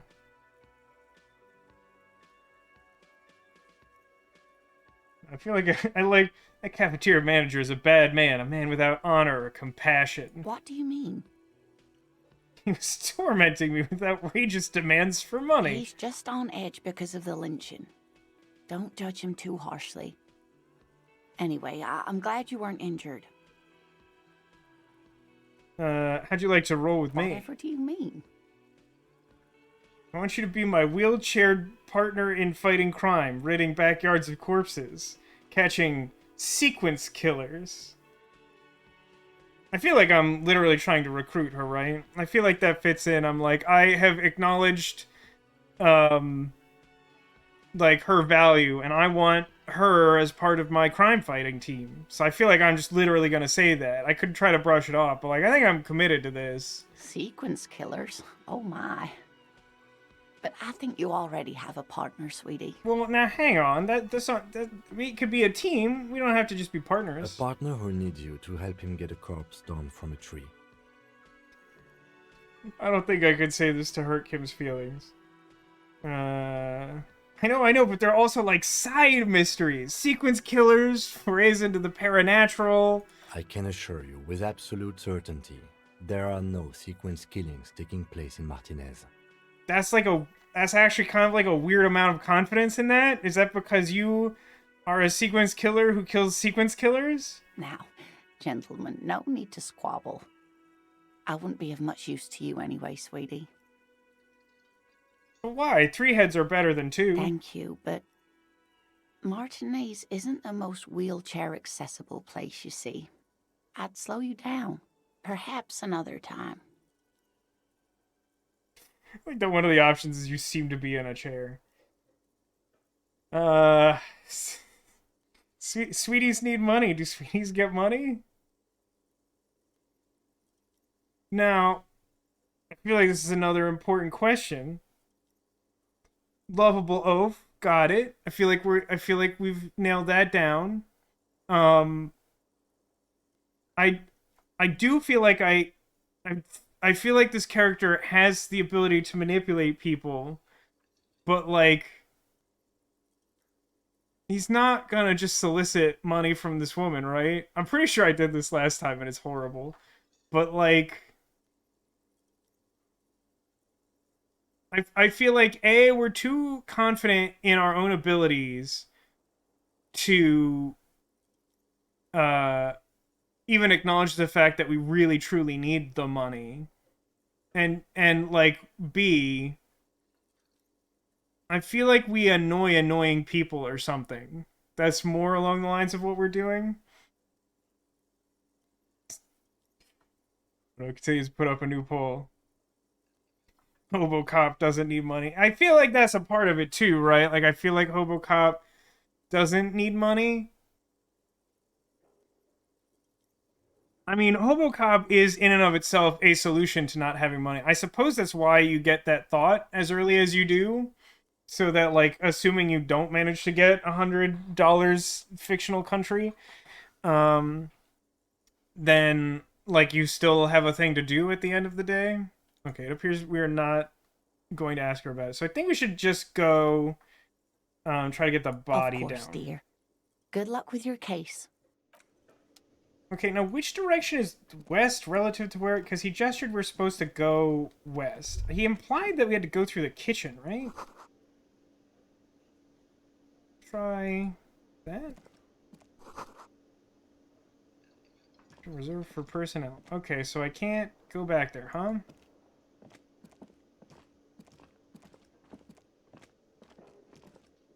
Is this it? Okay, I feel like there is only one more door. Is that one it?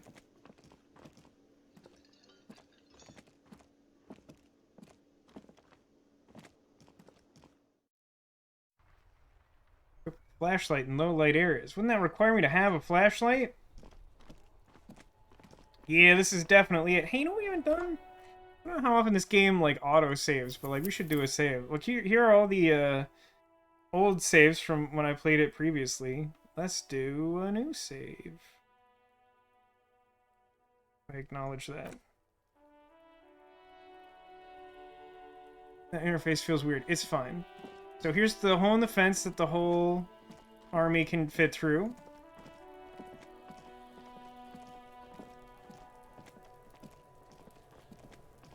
What's this circle? Oh no, it's like an antenna viewed from a weird angle, right? Something like that?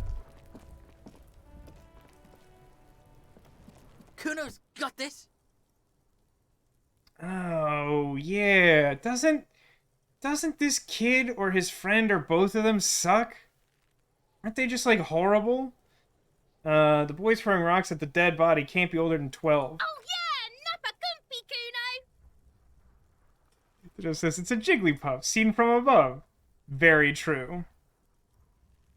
Both of them suck. Yeah, I remember this being just, like, an awful place.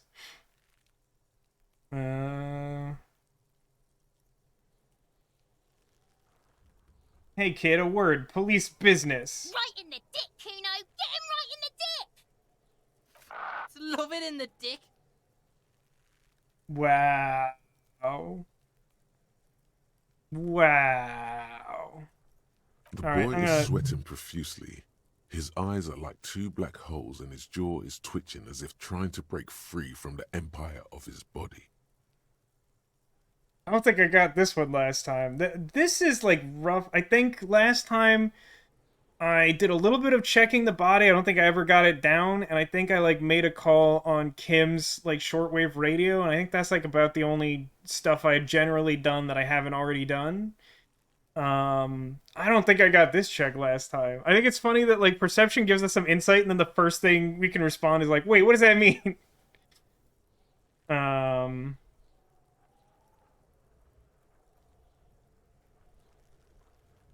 I don't think it'll advance the conversation until I've resolved my internal monologue. But like, yeah, I like don't stop using sirs at the crime scene. I just think I can get away with like getting more information from perception. The kid is obviously high. All right, yeah, I mean that's pretty much how I read that. But don't use sirs at my crime scene. Can't talk, pig. Shit's coming up strong. Throwing rocks. Shit coming up strong. That sounds good. Joyous. You should hang out with this kid and see what that juicy shit is all about. Nah, I'd really Kuno, rather not. ride the lightning, Kuno! Kuno's riding it, see? Wipes sweat from his brow and sends another rock flying. Kuno? You should throw the rake at him, Kuno! The fuck? Does Kuno know what a rake is? Kuno's not a gardener. Why is Kuno speaking in the third person?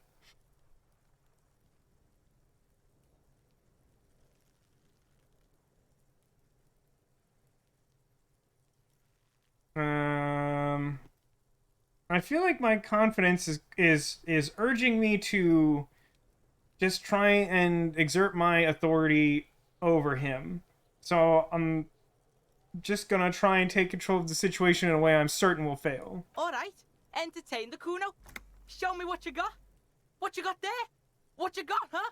Show me what you got. Alright, first, like, who's Kuno? Kuno's Kuno, pig. Where he points to his chest with both thumbs. Kuno. Primal. Violent. You refer to yourself in the third person. The fuck are you calling a third person? Kuno's the fucking first person? How did we find a character who's dumber than us with like a virtually 0 intelligence score? He looks slightly confused, but proud he came up with that retort. But right as he's getting distracted, you hear a malevolent hiss from behind the fence. Watch out, Kuno! He's trying to fiddle you! He's gonna put his hands on you! The thing behind the fence starts squealing, shrill and violent like a fire alarm. Help! Pig's got Kuno! Help! Rape! Help! He's got the Kuno, help! Just answer the questions. Help! He's digging his dick out! Escalate, Kuno! His dick is out! You're afraid! Pigs in here, Kuno! Somebody, please!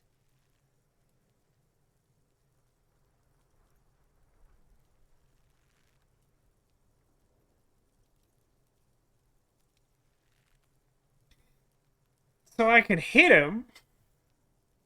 I mean, it's probably not like a great idea to assault a child, but I feel like he's kind of like an inhuman monster. Does that justify it? Chat seems to think yes. I mean, I don't even have like a particularly good chance. I mean, I have like a nearly even chance. Yeah, alright.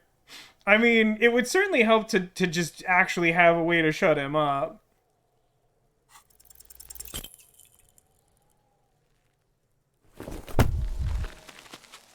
That seems about right.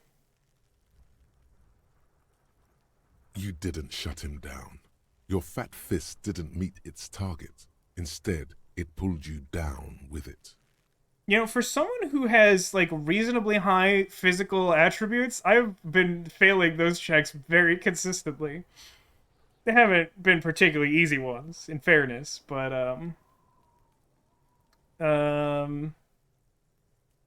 I think our confidence would have us hold it together. Pig's trying not to cry. Kuno can't believe this shit. Can no one stop the Kuno? Pig, Kuno thought you had this. What happened? Kuno can't do anything now. He's writhing with joy, like the power you gave him is too much to take. The whole charade was about establishing dominance over you. It's safe to say he has succeeded. Fucked your shoulder, fucked your knee, fucked your fat body up! He damaged our morale.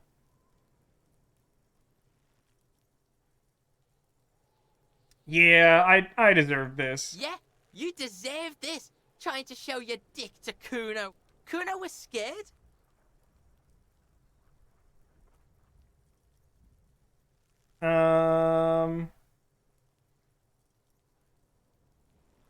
like maybe I could recover some morale by trying to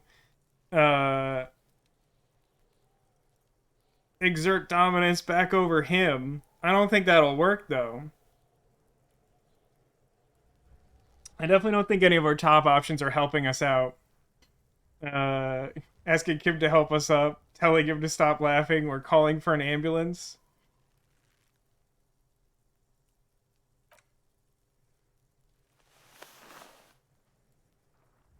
Just need to use knife. But it's not an adventure game, right? Kuno's just gonna beat the shit out of you again. Clearly still in awe of himself. I told you not to tempt such forces. The annoyance in his voice is directed at you, not the gremlins. I don't think he said that. Were we supposed to choose a different dialogue option at some point to get his input that we didn't do? Now, how about we go and do something worth the public's time? Hang on, I'm having a thought. It was like spoiled meat and curdled dairy. A human being decomposes. Snow falls on Mount Fuji. Now, I will say this. We could save Scum and try to punch him again. Does that sound appealing? I do... This character is just, like... intentionally extremely horrible.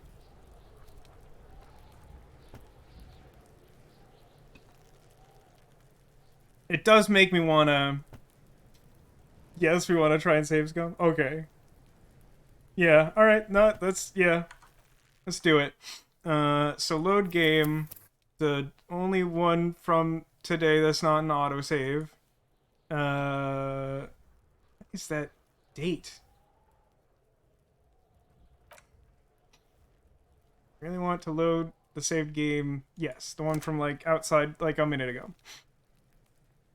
Yeah, right, like, this seems like this is exactly what I was talking about before, right? Like, I'm not above save scumming, but I feel like it's something like this where it's like, God, this kid is horrible. That I'm like, yeah, I don't really want him to win that exchange, so I'm gonna be cheap about it.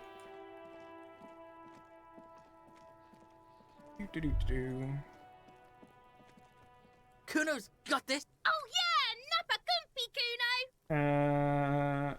Hey kid, please business. Love it in the dick. The boy is sweating profusely. His eyes are like two black holes and his jaw is twitching as if trying to break free from the empire of his body. Stop using slurs. Can't talk, pig. Shit's coming up strong. Throwing rocks. Shit coming up strong. That sounds... Yeah, No. Kuno, ride the lightning. Kuno's riding at sea. The rake, Kuno. You should throw the rake at him, Kuno. The fuck does Kuno know what a rake is? Kuno's not a gardener. Look, I got Alright, questions. Entertain the Kuno. Show me what you got. What you got there? What? Kuno's Kuno? Kuno. Primal. Violent.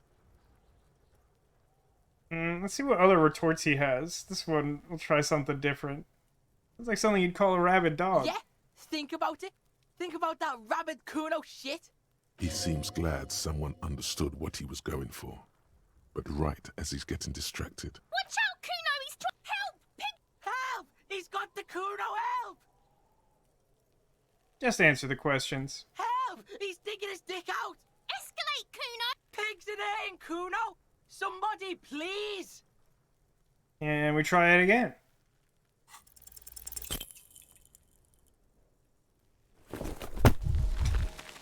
I mean, we do have a less than 50% chance of that working, in fairness. No one saw. Just hang on. No, it's fine. No, hang on. It's fine. Nobody. Hey, everyone. You were all looking at something else, right? You were like checking something on your phone. Like nobody saw that a second time. I don't know how many times I will try this, but I'm willing to do at least one more. I will probably skip Kuno's increasing got this. amounts of the dialogue. Oh, yeah, Nappa Gumpy Kuno. Right in the dick. Love it in the dick. the boy is sweating profusely. His eyes are like two... Stop Can't slurring. talk, pig. Shit's coming up strong. Throwing rocks. Shit coming up strong. I think this is precisely what Haggis was talking about before, where it's like having to retry Does Kuno something know that what a feels rake is? important to you. Kuno's not a gardener. All right, entertain the Kuno. Show me what you got. What you got there? Your kids often What you play got, in this huh? crime scene? Right, Pig. This is where Kuno plays with his little wooden choo-choo. What do you want with it? Yeah, whatever. Kuno doesn't give a shit. Interesting. Kuno's... Kuno. Primal. Violent. Some sort of gang name? Yeah, Kuno's in a fucking gang. In a bang gang. Kuno bangs for Magie, bangs for Mazda, bangs for Revachol. He lays the names out there with pride and precision, like cards on a table. Watch out, Kuno! And then he goes immediately to being a jerk. He's got the Kuno help! Just answer the Help! questions. Pigs in here, Kuno!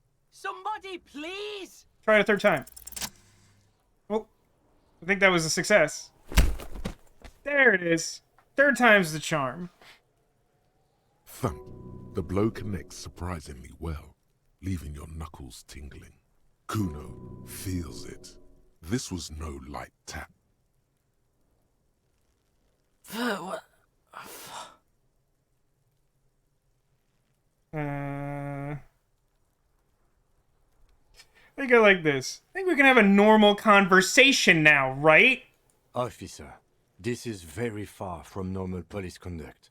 Get yourself together. I mean, this is also very far from normal crime scene conduct. I agree, Kronos. This is the way. I know that this disappoints Kim. I feel like this is a rare exception where we found that he was on the wrong side of the incident. For heaven's sake, he thinks, this has gone too far. Don't make this any worse than it is. Just get back to questioning the kid. Okay, Pig. The punch If made him this calmer. act was about him trying to establish dominance over you, it's safe to say things didn't go as he'd planned. Kuno knows to respect that violent shit. You should see Kuno's dad. Kuno's dad doesn't give a shit about anything. That's like an extremely concerning The observation. creature behind the fence has fallen ominously silent. Only her eyes are alive, jumping from actor to actor. Okay, Pig. Talk to Kuno. We're back in this shit. The fuck do you want?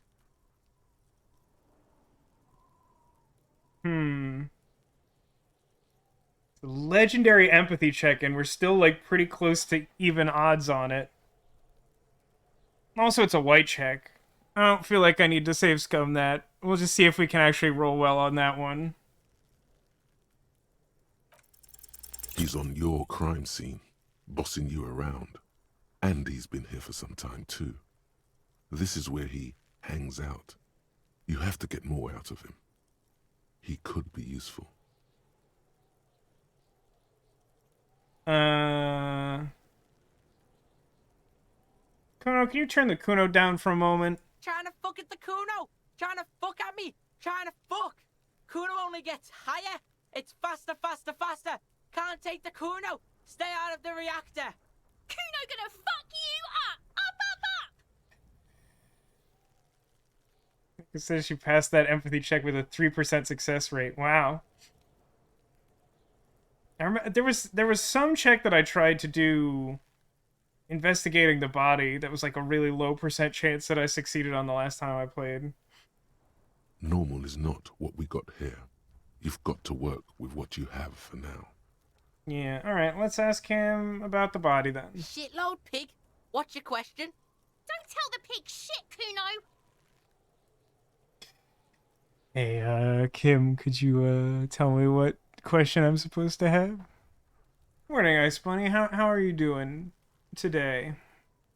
If I were to want to waste my time, which I do not, I would ask them who he is, how he got there, and the usual. You have no idea what the usual is. Just ask whatever comes to mind. Okay, sure. Do you know how it got up there? Probably climbed. Kuno was busy down the road when that shit went down. So you didn't see it happening? You heard Kuno. Kuno wasn't even in Martinez. Kuno wasn't in Revachol. Kuno wasn't regional. I don't know what that means. Where did you go? I don't know. Some fucking Mesk or I don't know. Some other place. Night City. Kuno was in fucking Night City. I don't feel like I care enough about establishing the geography of where I come from to ask more about that. Yeah, Kuno didn't smoke him if that's what you mean. Ask him? Is it really worth it? Probably climbed. You heard Kuno. I don't know. Mesk or... Kuno gives this info out on a need-to-know basis, and you don't need to know.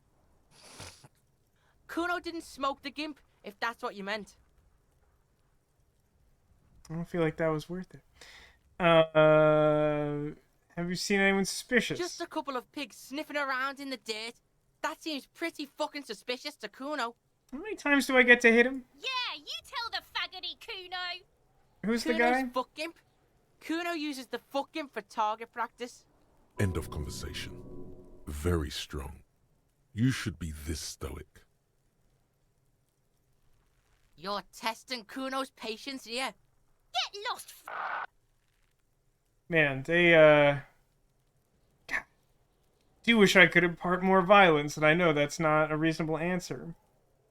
Alright, let's just Kuno leave. doesn't fucking care.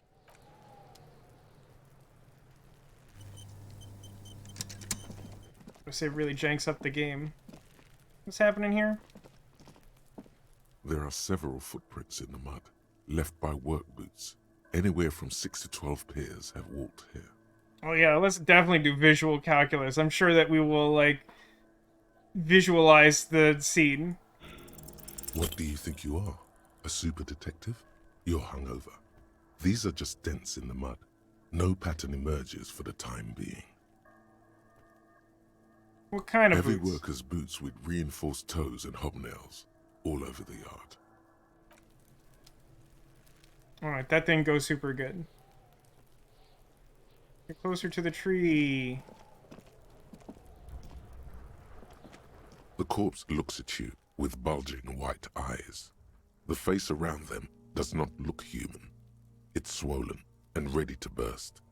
His lips are fish-like and his tongue like a ball gag in his mouth. You seem to be holding your breath. Look A down. cargo belt twists his neck at an unnatural angle. The body below appears stiff. It's letting out an ungodly rot. The smell seeps in even through your clenched nostrils. Endurance.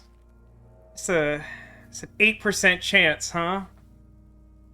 I imagine that if we fail this, we, like, throw up, probably. I think the benefit would be of not holding my breath. I feel like I just frequently, just given an opportunity, I just kind of want to roll dice. So you're saying there's a chance. It is, yes, legendary difficulty. But since it's a white check, I could hypothetically retry it later if I somehow got a shirt that increased my endurance or some ridiculous thing. Yeah, alright. The smell is repulsive. It pushes in from your mouth, more instant and more familiar than anything you'd expected, more fever than odor. It fills your mind, flushing you from within. Let's try and walk away.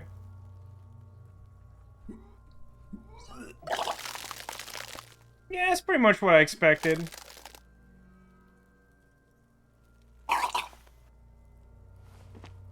Too late. It's impossible to keep in. Your body curls and pushes it out. Burst until a pool of vomit lies under your feet, and your throat stings from the stomach acid. Stupid corpse making me throw up my own throw up. Keep it. Lieutenant hands you a blue checkered handkerchief. Thanks, Kim, I appreciate The it. hangover is clearly making this worse for you. You could use some ammonia to clear your head. Well, where would I find such a thing? There is Frit nearby, east of the hostel. They usually have a small apothecary. If they don't... Points There's to a the greenhouse greenhouse. here, and a gardener with a wheelbarrow on the corner of the whirling in rags. If she works here, she might have something for the smell. Acquiring ammonia will provide a modifier to the white check. Modifiers make checks easier and allow you to retry them. Pretty sure I know the answer to the question of why is it so bad, but I'll ask anyway. Active decay. It's okay to throw up, officer. No one is judging. He's about to blow! Cop's gonna blow,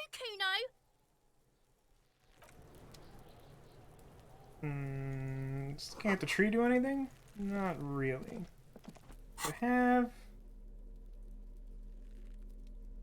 item. There's handkerchief. It's worth $2.50 and accomplishes nothing. Maybe used to solve something later. Wait, bullets?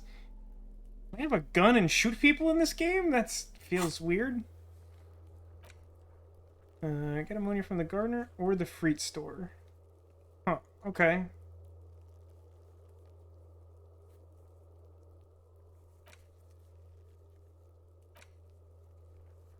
How do I close this?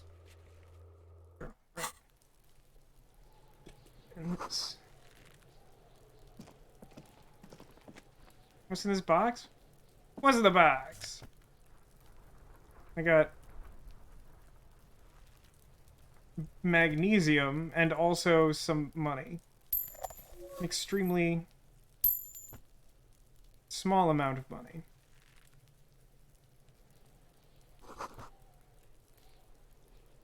I can restore my damaged morale, but luckily I've chosen stats that explicitly increase every version of health that I am aware of.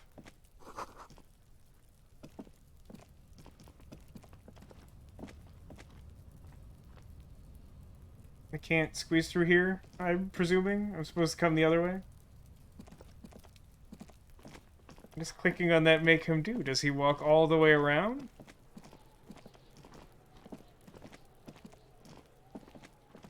Now I'm just curious what's going to happen.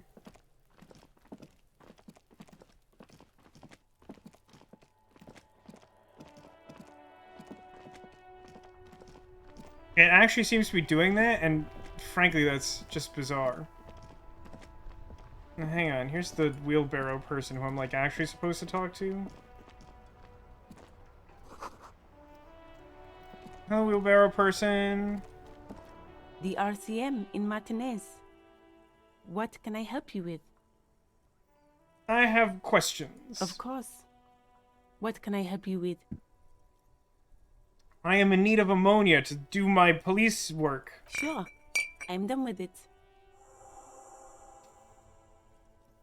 Cool, that was a lot easier than I might have expected. Go easy on that stuff.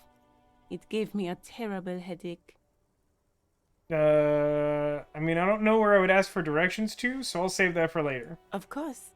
I won't hold you back. Her gloves. You get the feeling that you need them. You have a dead body to deal with after all. Interesting.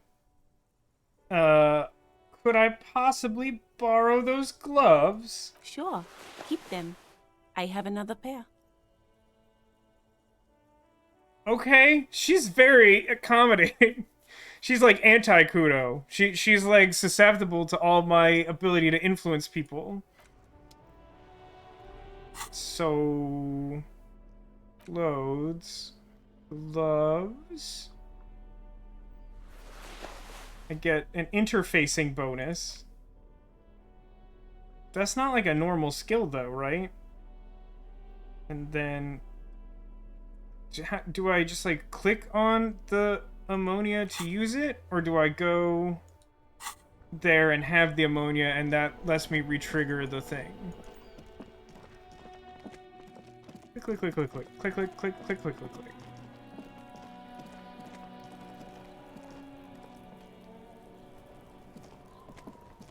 Surprise! I mean, I did not get an option to use the expression. I feel like I will probably use the expression at virtually every opportunity.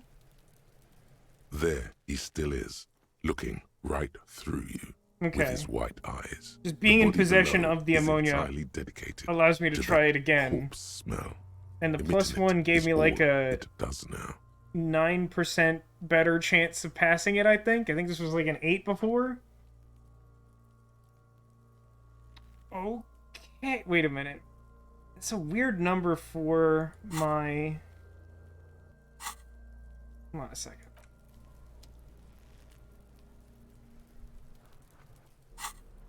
Yeah, that is a nice thing about Twitch Ice Bunny, that you can just sort of find a stream somewhere and you have, like, instant background noise.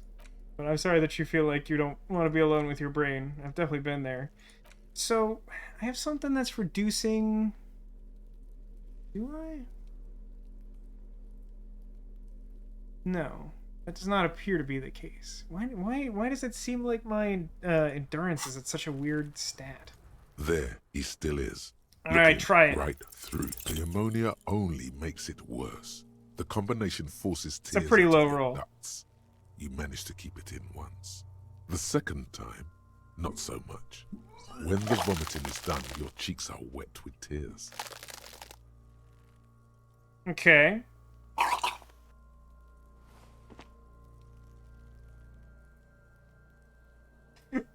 I don't think I want to be a cop anymore. I feel like the thing... I don't know, these are all actually good. Spit and Say Nothing is like tough cop, but I feel like the goggles, they do nothing! Nor does the wind right now. Feel Lieutenant pat your back The rhythmically. weight is reassuring, like a krenel on solid fortification. I've seen strong men turn themselves inside out for hours. You are facing tough odds here. Alcohol withdrawal makes it considerably harder. Sucks, I don't be a cop anymore.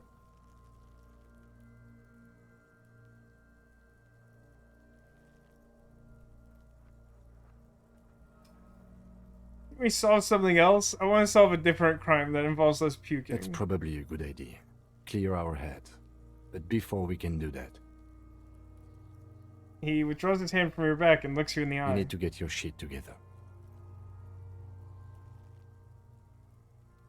But I don't wanna. Then the world will turn away from you and leave you behind. Is it? Are we? Do we aspire to get our crap together?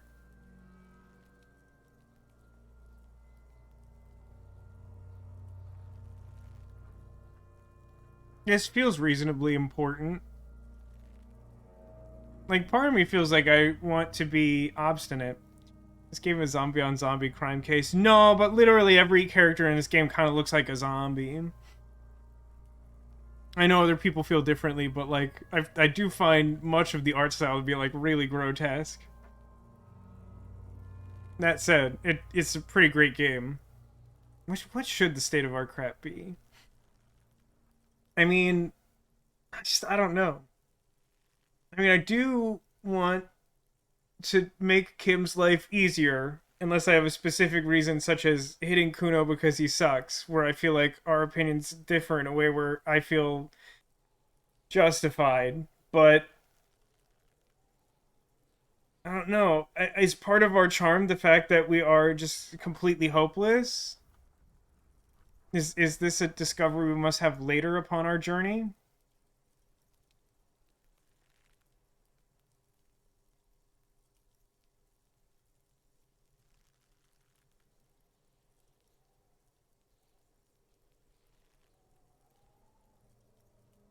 Was almost done. Also somewhat inconclusive. I guess we will agree to get it together. It may be parenthetical lying, I don't know. It is unclear. We should go talk to the locals. Find something else to do while the wind changes. It's pretty bad right now. You've gained a thought. When this dialogue is over, go to your thought cabinet and internalize it for special bonuses and effects. Give it half an hour. Get yourself together. Then come back and have another go. 15% done researching HoboCop. Volumetric crap compressor. Your crap is not together, and it's unbecoming of a cop and a human being. It's supposed to be the opposite of that. Together, compressed in a small area. To achieve a solid level of compression, squeeze your butt cheeks together for 30 minutes. Do something similar with the two hemispheres of your brain. Talk to people. Maybe that'll help. It doesn't give any overt or obvious bonus.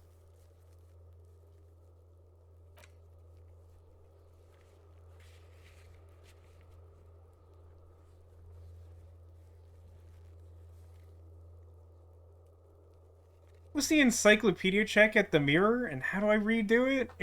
Was it to name the expression? I'm surprised that, like, failing the footprint check made us so upset that we, like, took, like, emotional damage. There are several footprints in the mud. I didn't actually mean to click on that. Getting your stuff together allows you to try the body check again. Oh. Oh, that's why it has the half-hour duration. So at this point, does that mean getting the other source of ammonia doesn't help? This is lucky. I wish I gained a thought once in a while. You mean headache with pictures? If I move from one internalizing research subject to another, do I keep the progress I already made on the other one? It feels like I would, but I don't know that to be true. Guess it's another case where I could simply try and find out.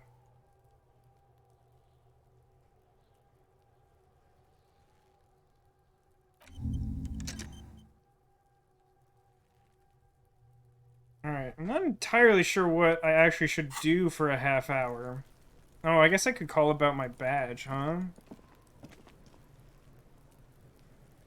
Like, not like to let me move in the direction where the character portraits are. Do happen to remember from the last time I played, his car is like, is this it? It's somewhere around here. Before you stands a motor carriage. The bodywork is covered in blue and white livery, bearing the number 57. Vapor emanates from the large engine on the back of the vehicle. It hasn't had time to cool off yet.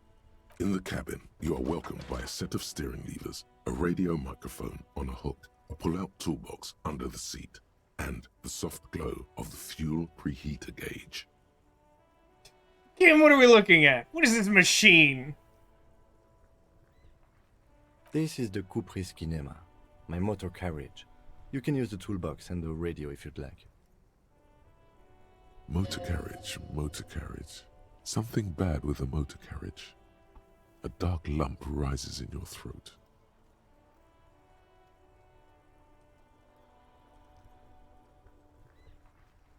We turn it on and drive somewhere. What is a motor carriage? Do all policemen have such cool motor carriages? I think I want to ask, what is the sinking feeling I have with the words motor carriage? Nothing. It's probably nothing. Oh, okay. Forget I brought it up. Please proceed with the carefree lollygagging. It's okay, that sounds good. I like the carefree lollygagging.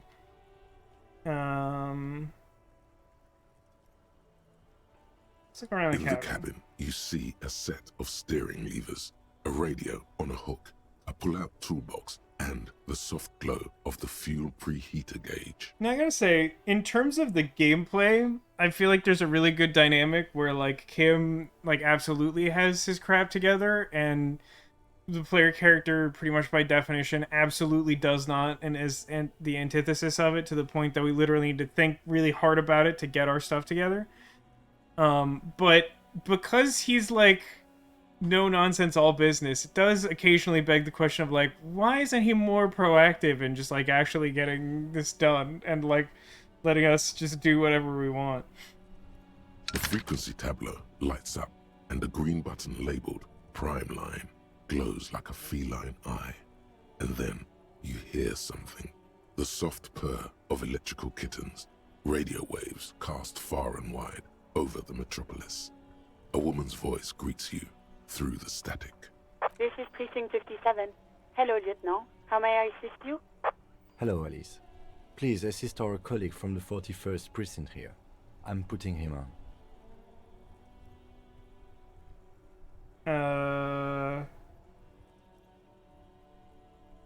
I'm torn. How stupid do I feel in this moment? I mean, is my other name catching on well enough, or should I try another one? Should I try to be Firewalker? It is also funny to introduce myself as the officer from the 41st Precinct.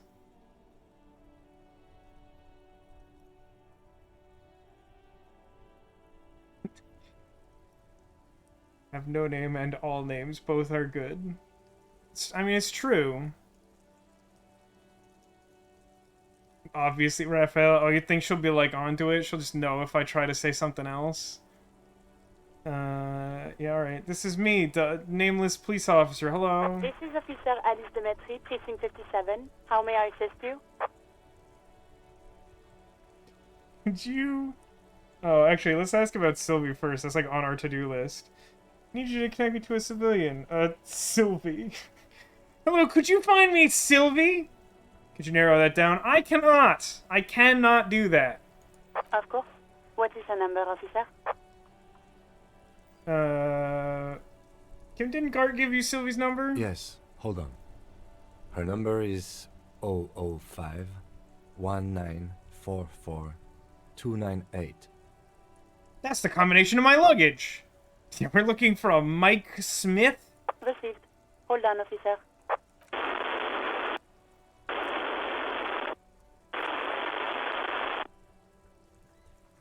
I mean, this is just how I would react in real life. Start slapping a marching rhythm on your thighs. Give it a minute. She might be busy at the moment. Takes a bit to get to the phone. I'm not judging. This is just what happens when you leave me alone for like 13 seconds. Just wait. Relax.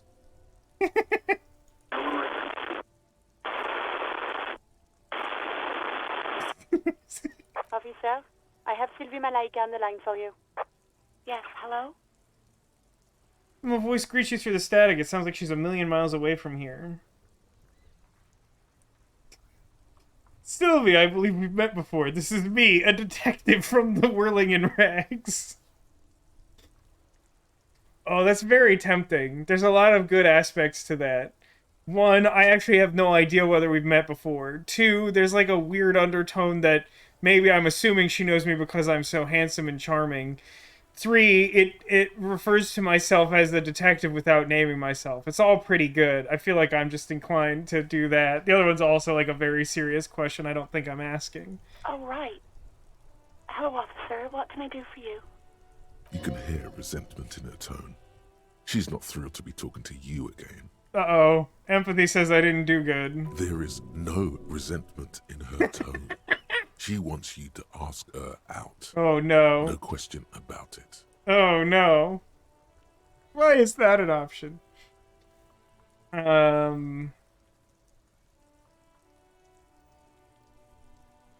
Let's start with the thing we most definitely need answered.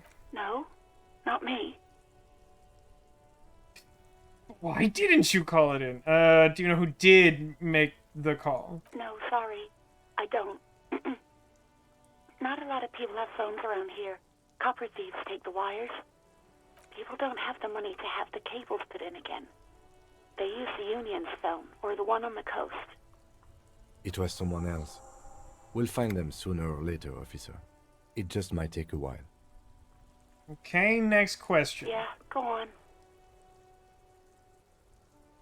There's something really funny. I don't know how many times this would come up in this game. But I think it's really funny that, like, literally we have two skill check successes back to back in the same conversation responding to the same input. Where, like, she answers the phone a certain way and our empathy's like, oh no, she did not like us. And then electrochemistry's like, she definitely liked us. In fact, not only did she like us, you should ask her out. I think the only way that could be better is if the prompt was for me to ask for her number, which I explicitly needed to use in order to call her to ask the question in the first place.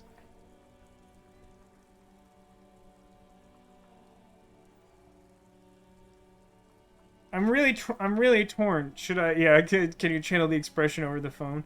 It's not FaceTime or definitely yes.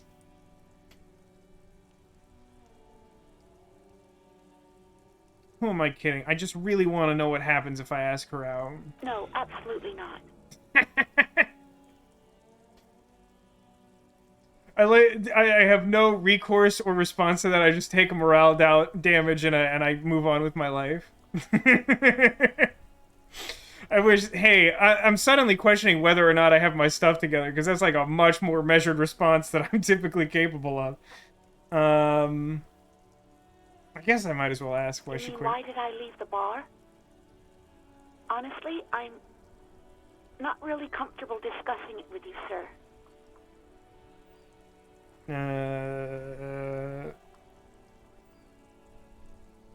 I mean, it feels like it could be pertinent to the investigation, but like trying to find my path with the lovable oath of like, is the fact that I have empathy mean that I like shouldn't provoke? I mean, it's also, I mean, it's just kind of part of my policeman job, right? Also, I'm very confident, so I guess I might be confused as to why she would not want to tell me that. I'm just gonna ask. Let's just say I left because I needed to get away from someone.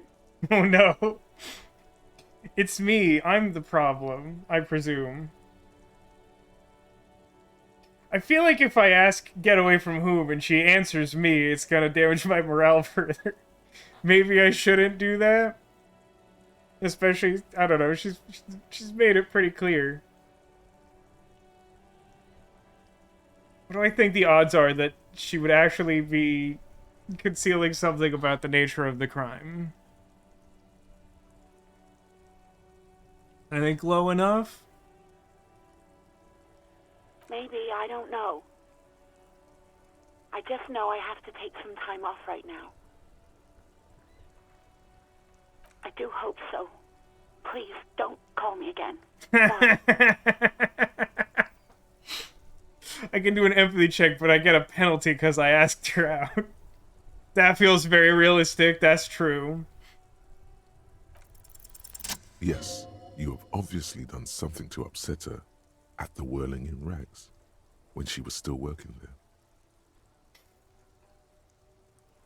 Well, this will sort of answer my other question, I think. Before you go, you're mad at me, right? Tell me what I did. I can't remember anything. I'm not mad. It's just, you were so drunk and so emotional all the time, and then the skewer thing happened. It just made me want to quit. Oh, God. Could you, I don't know what that word is. The stuffed bird. The great skewer. You threw it against the wall while screaming, "Fuck that bird," and laughing like a maniac. Okay, but what's the part of that that upset you? Could you elaborate on that part of the story? I think you said it had been giving you shit ever since you got there. Yeah, that sounds like me. Didn't seem like you had fun doing it, though.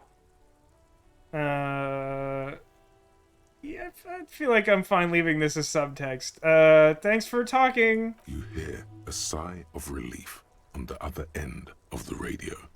Wordless, the call breaks. Then, the already familiar voice. Anything else I can help you with, officer? I love... I can't imagine what horrible thing happens if you call her right back. But I know it's not good.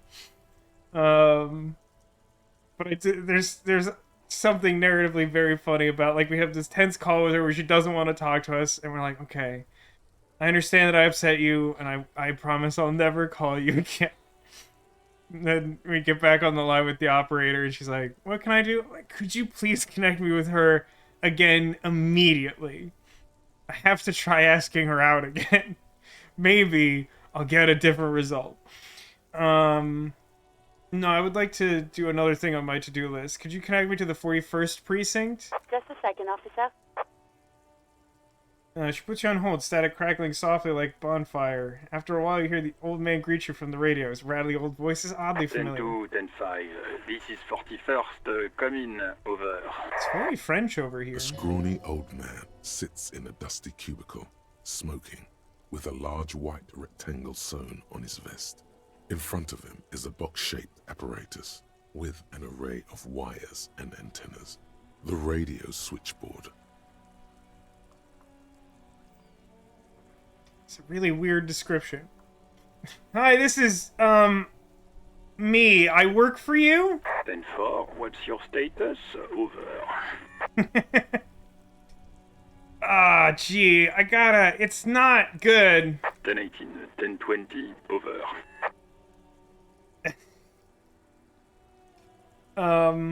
Listen, I'm gonna level with you. I'm gonna need you to use, like regular human talk. I've thrown up twice in the last half hour. I'm feeling a little lightheaded. State your message, sir. Over.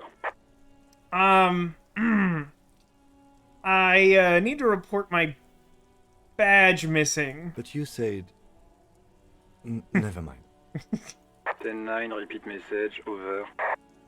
My badge, I can't find it anywhere. Basically, it's gone. 10-4, message received. This is a very serious situation. I need to 1022 the captain. Over. 1022, the captain. This sounds bad. Bad and scary. Like being called to the headmaster's office in school. Is it him? What does he want? Says he lost his badge and needs to report it. He what? He lost his badge?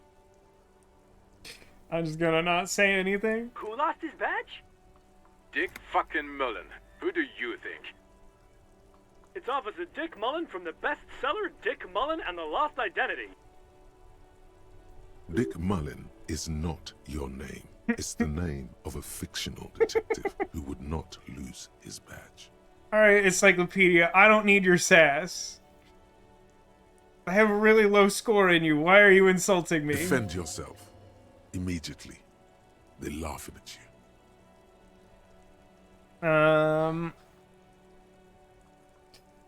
The authority, huh? Come on, operator, tell him to stop. Haha, officer has lost his badge. Haha, like I'm the first cop to ever misplace his badge. Can't we just move on? I want to get it reported and be done with it.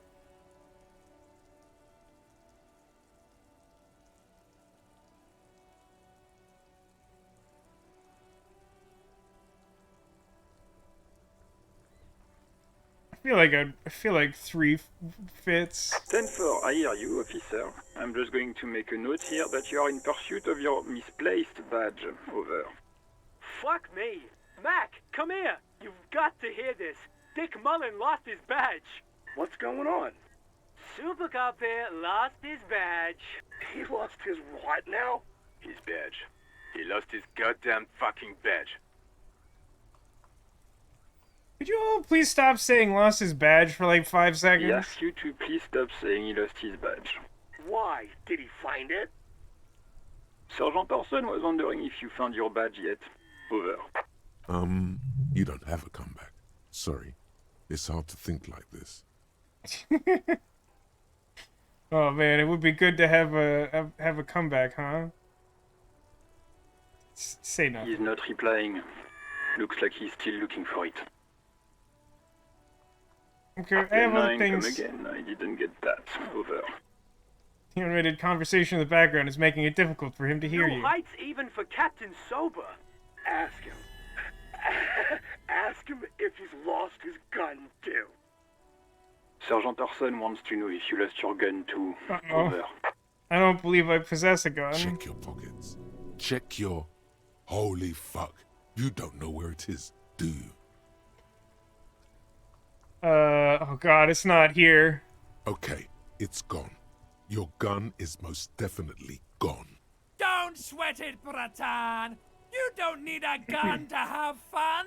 We can still have fun! It's not all over! Well, that's reassuring. Thank you, horrific necktie. 10-9, come in, officer. Did you get my question? We were wondering about your gun. Over.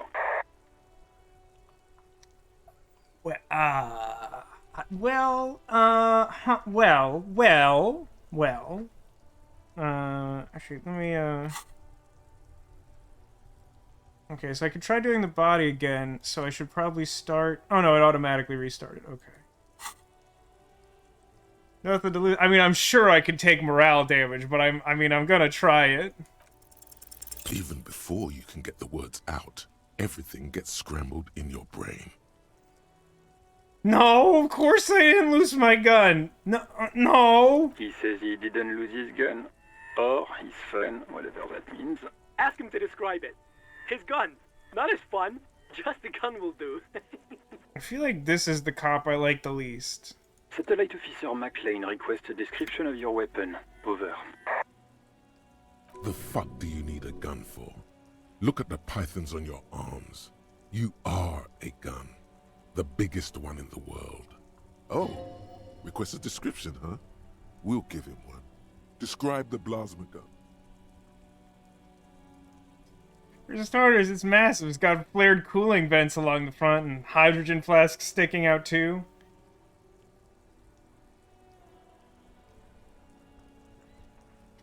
I feel like this is a trap. To describe this, is it gonna come across as a funny joke? What's for? Trick question. I'm a martial artist. My entire body is one big gun.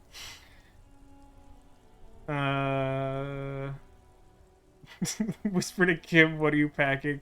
I mean, one, that could be misconstrued easily. And two, I can't imagine that that will be interpreted well. I don't know, I'm kind of leaning towards 1 or 3. I feel like 3 is like maybe the quote-unquote serious answer you should give. Part of me feels like maybe because I rolled a success on this, giving the stupid sci-fi gun suggestion will be interpreted as a joke and they'll back off. But, like, I don't think that'll actually happen. But then that begs the question, what would happen? 10-9, come again, please. Over. It's got a magnetic accelerator, an arc that accelerates the energized ball of periwinkle blue hydrogen based on plasma to near light speed. I'm going to need to put you on speaker for a second. Over. In contact, it detonates with the power of a dying star, erasing every living thing from existence. Oh, did I mention it was dripping with sexy blue plasma? The officer is describing his genitalia in exaggerated terms. Over. Host in heaven. Did he lose his gun and his mind? Dear God, he lost his gun? Oh my, I can't.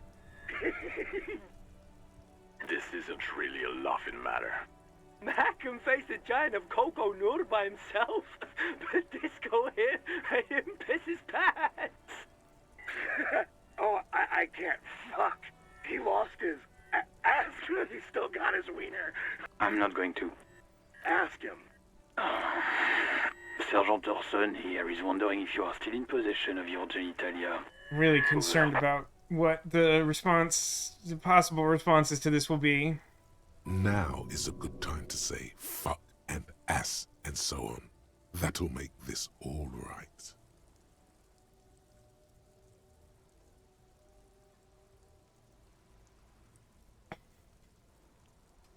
Oh, I don't. Yeah, how are we still doing? This is a great question. This has gone on. How long can this go on? Yeah, I feel like we've reached a point where, like, either I need to silently hang up, which I don't really have the option to do. I can only say another further embarrassing thing, or do what Chet wants, which is to give an actual comeback to the thing he said, and then probably angrily hang up and be disappointed in myself. That's a negative. Not going to say that. Over. What's he saying? Share with the class. He said he sodomized your mother. Prick ate Mama's vanilla waffles at the captain's birthday party. Some nerve he's got.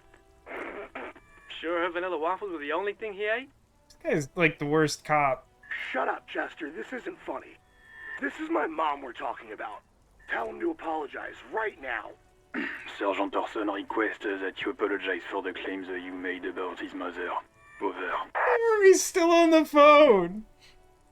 It's practically nightfall now.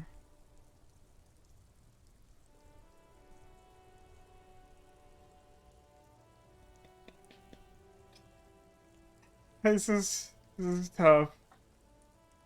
Sorry, it's banter. I thought it's what cops do. If you don't like the fallout, maybe don't mess with the firewalker. Okay, Chad has strong feelings, and I'm enough on the fence that we'll just, yeah, sure. Like he says, you shouldn't have antagonized the firewalker in the first place. This poor man. Who? Satellite Officer V. I'm afraid he might be referring to himself as Firewater, sir. Firewater? He's lost it. Fuck it. Tell him to find his goddamn badge and gun. That's the only thing that matters. Satellite Officer V.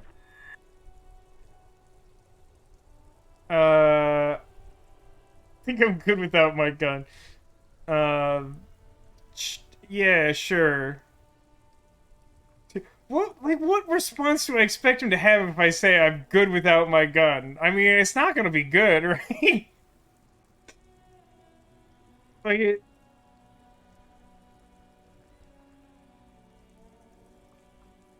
I'm going to report that you are in pursuit of your service weapon. Over. I am finally done prolonging this conversation. In pursuit of his. Officer, do you need further assistance? Over. Should definitely ask him for money now, right? No, I think I'm good for now. I'll come back to the emotional abuse later after I've vomited like a third time trying to interact with the corpse. Roger that. 10-10. Over and out. Yeah, someone observed that the numbers keep going up. That does appear to be 18 true. kilometers to the south, in the 41st Precinct's relay booth, a small crowd has gathered around Communication Officer Jules Oldboy Pidier. Around a dozen cops. I don't feel like I understand Esprit de Corps. It, like, sometimes just randomly says stuff. I understand that it cares about the sanctity of the police, but, like, it's just weird. It just interjects randomly. The small room is filled with cigarette smoke, abuzz with laughter, when Officer Judith Minot enters. Her left arm is in bandages, and her hair trimmed short. What is going on here? Did something happen? Don Vicmer turns to her What and says, happened is my partner made contact. It's not good. He's lost his badge and his sidearm. He seemed confused, delirious even. Mac, the torso Torson, is finger-fucking his fist, laughing hoarsely and apparently telling some dirty story to his partner, Chester McLean. Yeah, Mullen was fucked alright. Sounded fucking drunk to me. Yeah, Mac's right. That was some gnarly shit there. Enough! None of this is funny. It's fucking sad. That's what it is. He's a cop. He's one of us, goddamn this. We must help him. Looks at her neatly polished black shoes. There's a quiet firmness to her voice when she speaks. How do you fucking plan to do that, huh? Get him off the drink? Go jogging with him in the morning and get him on carrot juice? He's a lost man. I just know we can't give up on him when he's at his weakest. He wouldn't. The crowd in the room has started fidgeting uncomfortably. Someone's trying to slip out unnoticed. Mac, man the door. You know what he told me? I don't want to get better. I want to get worse. Those were his words. He sighs heavily and turns to address the room. This shit does not leave this room. Not a word of this to the captain. Or anyone else. We'll give him a couple of days to pull his shit together. I guess I can hold off the report for a few days. Good. Okay, everybody. Nothing but a prank call here. We all got our laughs. Now get back to work. Far north, on the other side of the motorway, the officer quietly hunches with his hand in the motor carriage. I mean, I get that Esprit de Corps is how much you know about the cops, but, like, that isn't knowledge of the police. That is, like, a supernatural sense of what the police are doing now that I've hung up a phone call. It's unintuitive. Can I just, like, take his tools? Can I just, like, increase my inventory? The metallic drawer slides out from under the seat. And take what you need, officer. It's going to be a long case. I'm not protective of my tools, like some men are. He's clearly a little protective of his tools. But what can you do? Work is work. What about the chain cutters? I feel like I definitely want a flashlight, and I probably want the pry bar. It's robust, weatherproof, and well-made. Police issue, blue. Lets you see things in the dark you would otherwise miss. The pry bar feels nice and cold in your hand. Heavier than you'd think. Cold and heavy, like truth. You feel like you're reunited with truth once more. Useful for opening all sorts of doors and lids.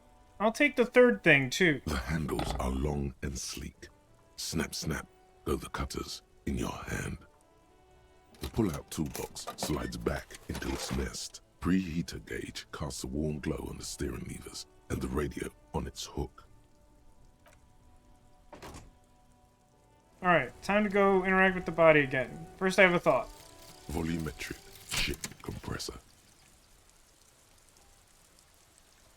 Bizarre scientific news from Revachol West today, where a police officer's shit has been observed at a pressure of around 495 gigadecimals. These metallic hydrogen levels of shit togetherness were thought to exist only at the center of collapsing stars, not law officials. It remains to be seen how long the shit singularity lasts. All endurance white checks unlocked. Learning cap for endurance raised to 4.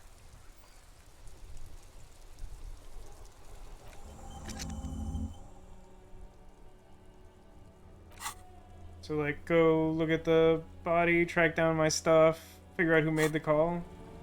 Okay. Did I said pry bar? Time for round 2 with Kuno. Uh-oh. Speaking of, should probably save again. I haven't saved in a bit and spent quite a lot of time on the radio. Whoa, on the radio. Let's do a new one just because it's been a minute.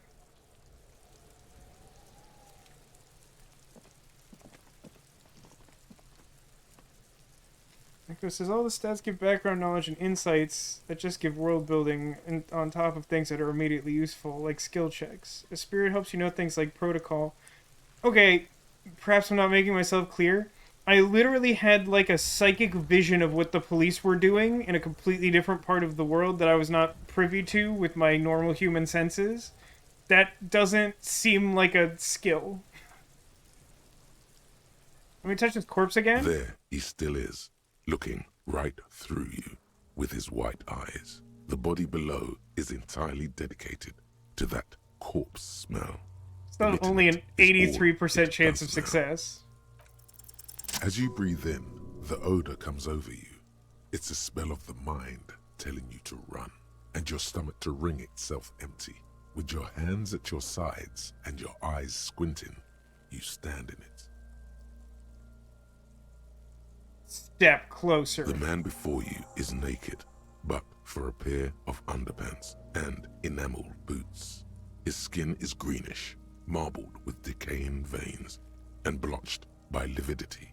A fading web of tattoos covers his chest and shoulders. The cargo belt used to fasten him to the branch above appears industrial in strength. Expect those sweet boots. The material appears to be ceramic. Its clean white stands in stark contrast to the decaying flesh above the knee. The man wore thick polymer socks, probably for padding. A fine array of interlocking plates covers them. Kind of sounds like a description of the Eleshnorn branch of the Phyrexian army. Delicate and fragile, they feel alien to the world around you. Out of place somehow. What are these boots? They are armor, no boots. Technically speaking, these are sabatons. Okay, what kind of armor is it? Ceramic plate. Zirconium dioxide, most likely. This is where the make would be.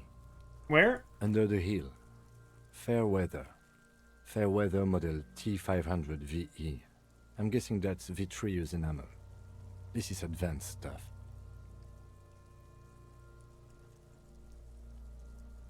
What happened with the rest of it? The locals probably scavenged it. It would be odd if he had more on after 7 days. We should keep a lookout for these pieces. The armor could yield information. Maybe he'll know something. Oh, now you want to talk to Kuno, huh? If you wear those pieces, it will help me protect your mortal coil. Why does my mortal coil need protecting? Yes, bullets will fly. They always do. And the coil is fleshy and mush and permeable. Cast it in ceramic shell. Resist death. Oh, resist death sounds good. But maybe he was just wearing these boots and nothing else. No, he must have worn something precious underneath his clothes. They have removed all his clothes to get to it. They did not just strip him for the putrid rags.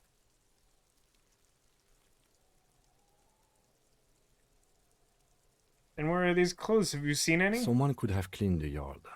But that's a question for the red-haired thing. I hear you, cop. Talking shit about the Kuno. Come here and say it to Kuno's face. Screw you, Kuno. You wanna fuck me, huh? You wanna fuck the Kuno? They usually hang them completely naked for that. La puta madre, the Mazda, the Besmerties and the like. This one still has his underpants. What? Are you trying to ignore me now, fuckface? Kuno, this boots shit is super boring, and the guy's a total vitupaz. That's not a real word. See, it's a switch to an iPad and thought the cursor was some dust that floated onto the screen. How do you know it's not? Let's knock on the boot. A small bell-like sound fills the air, like tapping on the side of a porcelain cup. Suddenly, your biceps coil up. Your elbow is sharp and cocked for a punch. But I want to punch this man's boots. They're armor. What good would it do me to punch them? If you punched a person wearing armor, it wouldn't go well. It's anything but. This material is a kinetic redistributor. It spreads kinetic energy horizontally, from plate to plate, dissipating it entirely. See? Faint, organic lines cover the plates where they separate into smaller ones. These plates then divide into smaller plates until there are hundreds of them altogether. Like the scales of some ancient white monster, cracked and pearly.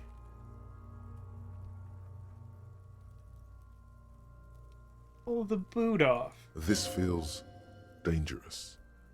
Are you sure? Pull the boot off. The stench fills your nostrils. As you push downward, an ominous creaking sound comes from above.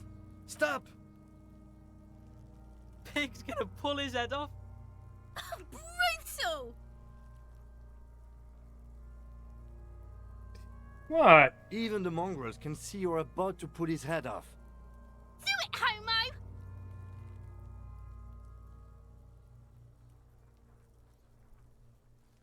None of these seem like an appropriate response to this situation.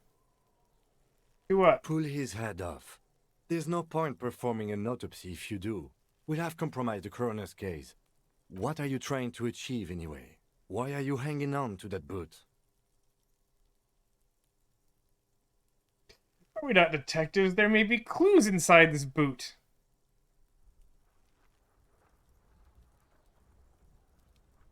Or they go super well with my bell-bottom pants. They may provide a better bonus than my, like, green snakeskin shoes. I mean, I feel like my main motive is to look for clues. Maybe we should concentrate on what's outside the boot and leave what's inside to the boys at processing? Just this once. Besides, there's no way you're getting them off. All the organic matter in his body has been flowing down into the boots. They are fused to his feet now. Why do you think the locals haven't scavenged them yet? Because of their lack of fashion sense, I presume. You're sure there's a way to peel them off. But first, the body needs to be down. And second, it would probably be better if the lieutenant wasn't around.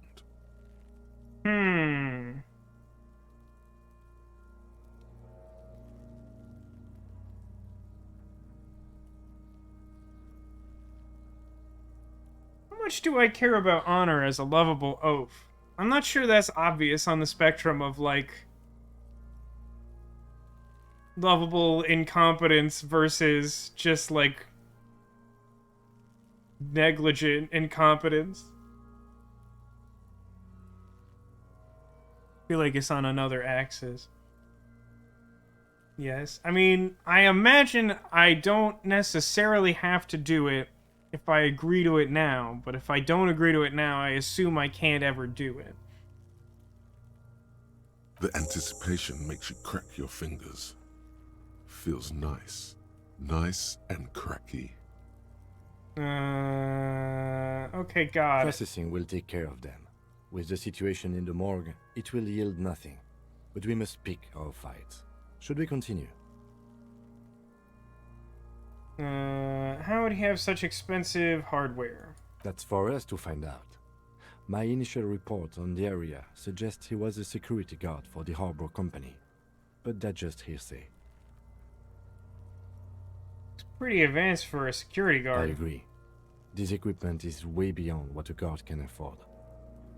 The cadaver slowly twists on the cargo belt, his torso covered in tattoos, and extremities blotched pink and blue. Let's inspect the belt. The hangman's knot is pulled tight by the weight of the corpse below. Yellow, hard-edged polyester cuts into his neck. Above, a sliding buckle ties the belt to the branch. Oh my, there's something on the belt. A familiar word that speaks to the thirst within you. What word would that be? Vermilion, in yellow letters, along the length of the twisting cargo belt. Only a deep longing for vermilion golden spirits lets you decipher the fading logo of the local brewery. This would be a bad time for a drink. Extremely. What kind of rope is this? Industrial strength. The kind used for tying cargo to lorries. Yeah, nice and cracky is not a typical expression. That's for sure. Like in a circus. When the circus leaves town and they tie a black-spotted giraffe to the wall of a carry pen.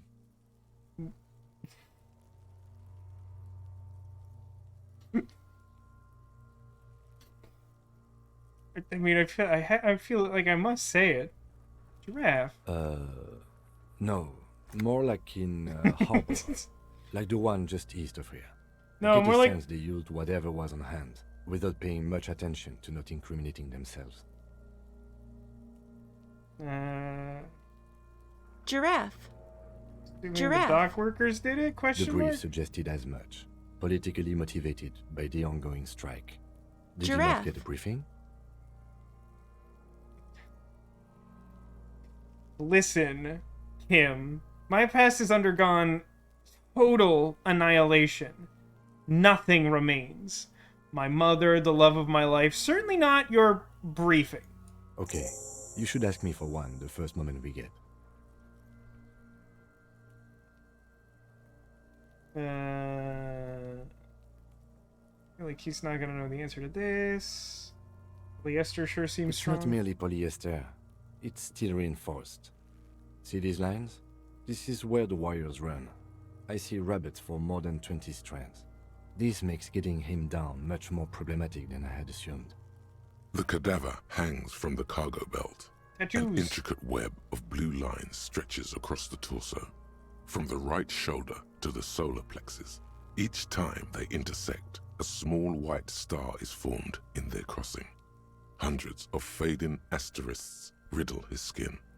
Their concentration is highest around his heart. His corpse is marked by stars.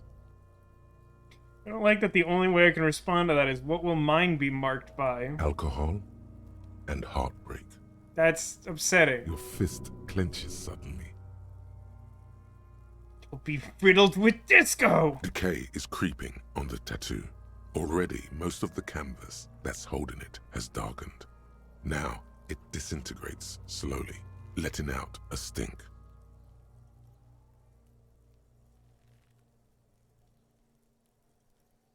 Welcome back, Demolition. Is this a pigeon?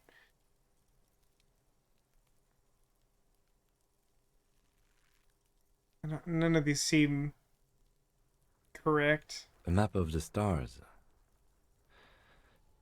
I do see some similarity to astronomical charts. Great Century Messinian, maybe. But this seems more particular. Customized somehow. As if someone left out most of the night sky, filtering it through personal choice. The principle of this filter remains unknown to you. The thought dissipates, and you feel as though you were only half right. Must be missing something. So am I. The ringing fills the air as the lieutenant pulls down the zipper of his orange jacket. He takes a thin piece of milled aluminium from his coat pocket and pulls it open. Sounds like a sword being unsheathed. A small lens appears. Some sort of camera. What you got there? A Trigger Sunshine. Mini. Shit, Kuno! What the fuck is that? An instant color camera. Produces 2 metal-capped ampules and clicks them into place on the side of the apparatus. A thin slot shines there. This is the first time he openly acknowledges the kid's existence. I have only 2 ampoules, so nobody move. I don't want to waste one. Points the camera at the corpse, peering into it. The lens needs adjusting, then... A sound, a shrill flash, followed by the breaking of a small ampoule of glass. You see streams of color pour onto the thick, glossy piece of paper, rolling out. That sounds like some cool borderline steampunk nonsense. In case we need it.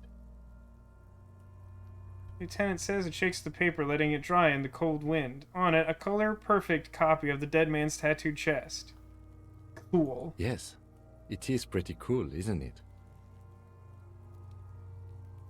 What do we need it for? It contains insight to the victim's person. By his build, I'd say this was a man of physical violence. The story he wanted his body to tell was important to him. It is his letter. To us. Someone should decipher it. We'll need to show it around. That sounded really cool, and then got a little weird when we said we should show his body around, but your point is taken. I'm gonna let him keep track of that. That's fine. He seems very proud of the camera, and he gets 2 photos. I don't want to mess with it. Here, a souvenir. Don't lose it. Oh, well, he gave it to me anyway. Okay, that was probably a mistake, Kim. I'm really sorry in advance. The glossy-eyed corpse looks by, his mouth mute, and his skin as colorful as the chemical rainbow on the photo paper, teeming with opportunistic organisms. You've acquired an interactable item. Investigate this item further by going to the Interact tab in your inventory. Let's look at his eyes. His eyes are milky white and blind to the world, protruding comically from their sockets. There is no one home, just subaquatic terrors there. Dark brown hair grows on his head. His face is ready to explode from the organic processes inside. The death's head grin has passed. What remains is an unrecognizable mess. That's what my internal monologue reads when I check the mirror in the morning. Underneath the curdled meat there is an expression, not carried on his features, but below, inside, an expression of pleasure. This man was experiencing joy at the moment of his death. I got a pretty good chance at discerning something about the nature of this dead man. Let's give it a shot. I'm gone. I can see you're gone, but who are you? I hate you, you stink and you're boring. Why were you feeling pleasure when you died? Maybe I was getting my rocks off.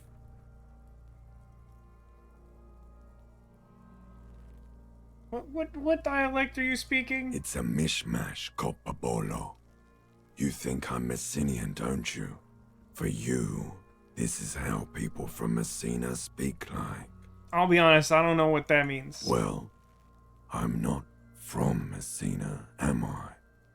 My hair is too light a shade of brown. Trust your inner racist. What? What are you, racist now too? You think I am. You think I was a racist because this lump looks military and has tattoos. That's called profiling. Anyway, you were having a fun, sexy time? Do I look like an erotic auto-asphyxiation type to you? I don't know how to answer that. Yes. Captain Coppadromo, I fear we are drifting away, fixating on sexuality again. Let's go with a simpler question. I can see you're gone, but like, who are you? I'm a joke. Look at me. Maybe now, but who were you when you were alive? A killer. A motherfucker. And a killer. Takes one to know one. Go ahead, Coppo. What's happening? What do you mean? Well, I'm talking to you. It's the power of your... A black frothy liquid starts bubbling on his lips. imagination. Yeah, man! Don't be crazy! Inanimate objects and dead people can't really talk to you. Your wild imagination is doing this. Ask some more of those questions you love so much. He loves those. Sure loves those questions. Why do I love questions so much? Because you're a copperoonie. Look at all of them go. Give me Do like you want more questions? Yeah, give me like a comical amount of questions. Coming right up, copperoonie, Rooney. Is my name Rooney? Fuck no. You're no Rooney. Of course not. My name is Raphael Ambrosius Cousteau. Listen to yourself. You're not a Raphael anything. You're probably just Harry or something. That's right. Harry. There have been a few things in this game that insinuate my name might literally be Harry, but I don't know, man.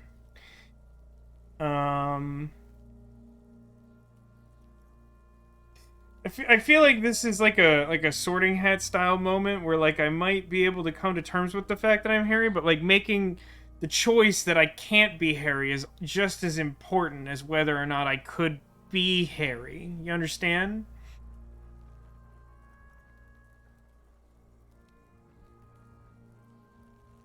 I feel like I must innately refuse to be Harry. Good for you.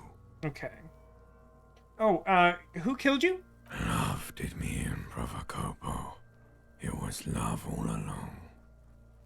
Why do I feel like I've forgotten something terrible? Because you have. Can you ask me a question? Sure, Lobo. I can ask you a question. Why are you doing this? Looking at my face, motionless. Looking into my eyes. Standing here. Why are you investigating my murder? I kind of don't have anything else to do. This case is all I have. I am all you have. Then you truly lost it all, brother. Let the world drag it all away from you. And what it left, you pissed away. And here we are. Where have you gone? Into the wild pale yonder. Can you give me a map? In the past. Way out in the west. I hate you. You stink and you're boring. Do I remind you of someone? I don't need a map to get to Bonetown. I don't need a map to get to Bonetown, but I might need one for the Pale Yonder. I don't need a map to get to Bonetown. You remind me of myself in a mirror. We both have a corpse-like sheen to us. There you go. Look at that bright kid. We're birds of a feather, you and I. Soon you will be just like me. Just keep drinking and having a good time. It's a matter of weeks. Feeling nausea, vomiting, tenderness or pain around the liver area, tiny red lines on the skin above waist level, more like days, Coppo. The clock is ticking. Your liver tells you so. I'm sure I would expect that insight to come from pain threshold. Anyway, I guess I'm out of a ridiculous number of questions. Come back later, Corpo. Amuse yourself with my frank manners and my memento mori features. If possible, also, see me in your dreams. Extremely long. Oh, I see. It doesn't match the spoken dialogue. That's weird. That did start like a drug commercial. It was weird. Let's squint and take a step back. Maybe we'll gain insight from looking at a different angle. As you narrow your eyes, the monster before you blurs into a violent mess of green and pink. Only the lower extremities are pink with a dash of blue. His fatted hands, thighs, and his neck, just above the noose. The rest of the corpse appears dark green in the cold spring air. Kim, help, I've started squinting and I don't know why. How should I know why you are squinting, officer? His face and hands are pink. The eyes are too. The rest is greenish. Oh. You are trying to assess lividity. The monster comes back into focus, an explosion of color, coursing with dark marbled veins. His stomach appears pregnant with something.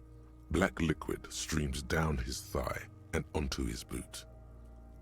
I mean, they do an extremely good job of describing the corpse, except also I don't want it. So, what do you think?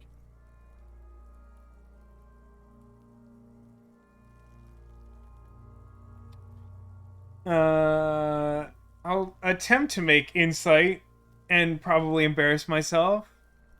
I do. Most of them are post-mortem. Maybe even all of them. The delinquents have made our jobs harder with their little sport. Stop talking in riddles, coin slot. It means you fucked him up good, Kuno. Fucked him up brutal like. Something is coming out of him. A pool of blood and feces has eaten into the frozen mud below the man's feet. Purge liquid is dripping into it, drop by drop. The victim appears to have contained no more than half a kilogram of digestion at the time of death. The fuck he's saying? Talking about shit.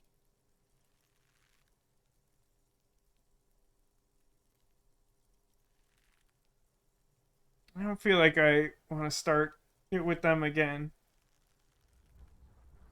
I guess we got lucky. Apparently we should have expected more fecal matter. Did we?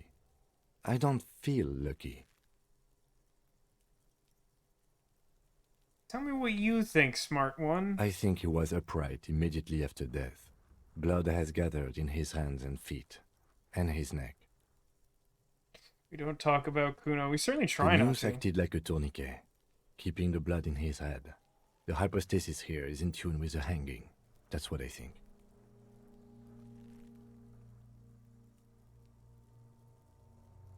Could it still be he was moved after There's death? always a chance. We should check for ligament marks on his neck to see if they're in tune with the belt. We'll have to get him down first.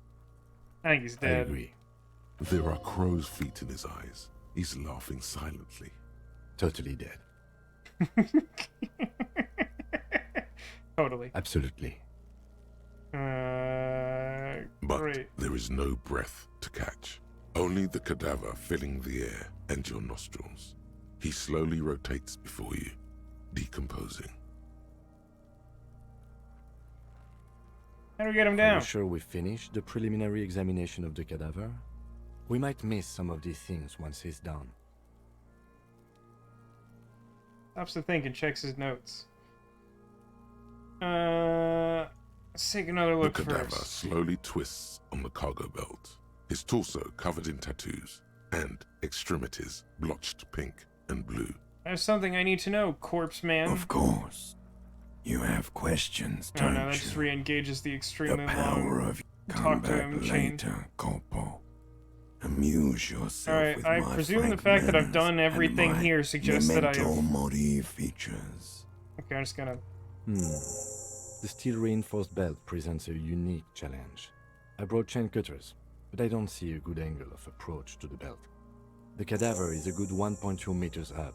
Neither one of us can reach the belt without assistance. And even if we do, there's the question of cutting it. If we could shoot him down, maybe we can ask for help from the harbor. I mean, if we suspect someone from the harbor may have done this, it feels like maybe not a great idea. We could saw the branch, but then we'll just sort of drop him, and that'll further complicate the investigation. Couldn't someone else do it? Someone else? You mean like the police? I mean, someone who's below detective. Someone like a paid garbage man? Or a cleaning crew? I have bad news for you. That is a detective. Ooh, scathing insight. I know it's hard, but I assure you, the others won't come to help us. And we have a growing sanitary concern here. We need to get him down, fast. Seems like a lot of hassle. You sure we can't not do it? We are not getting him down already. Not getting him down is a task that's already accomplished. Sadly, it's not our job to keep him up there, but to get him down. Okay. How do you plan to get him down then? With social sensibility? Are you going to educate him down? Maybe we could ask for help from the harbor? I was really hoping we wouldn't. The Union appeared to be suspect in this case. Yeah, It I seemed agree like with a that dangerous assessment. route to go down. Confirmed. It's unsafe. I would like to come up with another option because I do immediately suspect that's not a great plan. Other options? The corpse twists on the belt, like chicken on a skewer. Climb up there and saw the branch? Either one of us could do it. We could use the kid's ladder on the side of the tree. I mean, it does seem dangerous. Would shooting him down even work, though? I feel like it wouldn't. I don't trust that ladder. The assailants didn't use it. It's rotten and less sturdy than it looks. And I don't see another good way up there. Honestly, I prefer a non-acrobatic solution to this. Looks around and then at me. Huh? What? Clown cops climb tree, fall down. Enraged cop assaults children after falling from tree. Cretin cop, they like that word, saws the branch he's sitting on, literally. Local children report corpse mutilation. Fuck yeah! Climb that shit, monkeys! See, you're only making them do those things less. You see to the future? I'm not afraid of newspapers. We shouldn't be. And let those kids bully us into not doing our work? What I'm proposing is, we save acrobatic tricks as the last resort, after we've tried everything else. I notice he's not making suggestions of his own. Boring multiple parts I've ever seen. Let's try to shoot him down. Yeah! Bang bang time, pig! Shoot his head off! How? I don't know, just shoot up there? Maybe? Shoot the belt, the bullet will break it. I feel like that's not true. It absolutely will not, officer. That's not how physics work. It will maybe cut one thread loose. Yeah, now we're talking. Entertain the Kuno with some shit. They'll miss! The pigs will miss Kuno! The lieutenant is undecided. On one hand, he wants to shoot some gun. On the other, it's an awfully stupid idea. Oh no. Take the shot. What's the worst that could happen? Actually, don't. It has bad idea written all over it. Wait, let me try. I'm concerned. Would he let me? I feel like he should know better than to let me try to shoot his gun in this situation. That's clearly just the wrong thing to do.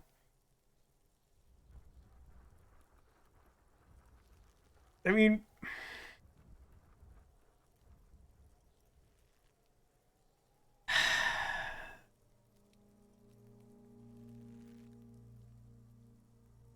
I don't know what to do. Was it Dex our dump stat? No, Int was our dump stat. Dex is just second worst.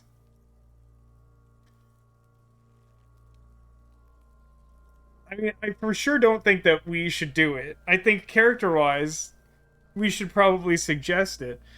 But...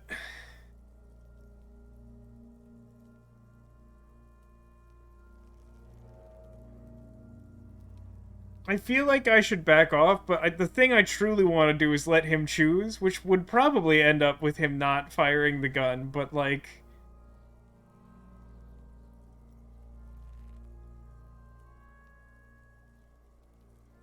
I mean, I honestly just kind of, like, it's a little out of my expectation for him to want to shoot the gun. So I kind of just want to see what he does. Silence.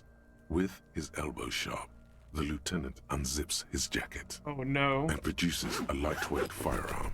He drops a paper cartridge in the barrel, separates the scouring stick, and gives the cartridge 5 tucks. He then steps back and assumes the fellow's desk position, taking aim. The corner of his eye twitches. His finger is on the trigger. think I'm too mystified to even say anything. He's gonna fucking miss! The kid's voice is drowned in a shrill blast that echoes off the walls of the surrounding tenements. A cloud of smoke slowly parts in the air as the lieutenant steps back and says to himself, God damn it. He feels bad about it. About his eyes mostly. Just having bad eyesight. Probably from a young age. Whatever you do, do not console him. Fucking idiot! Mookaba asshole! Kuno could have hit it easy, but then Kuno's not fucking handicapped, is he?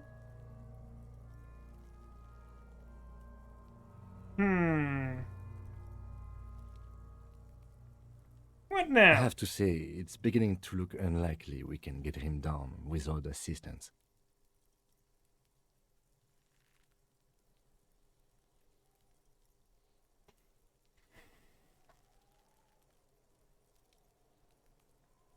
Total success then? Yeah, I think that's more or less what we wanted, right? It's somewhat effective! It is somewhat effective. Now, whether it's like, you know, actually a success or not, it's unclear.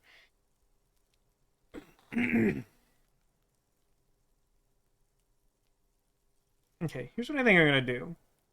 Let's have another look at him.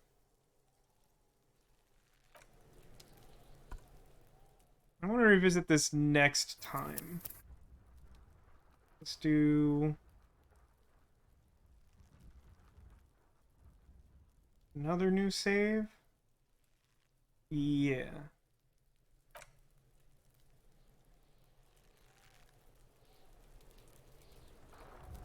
And then we can figure out what to spend skill point on next. That we have one, right? I click on something, will it make that clear? Not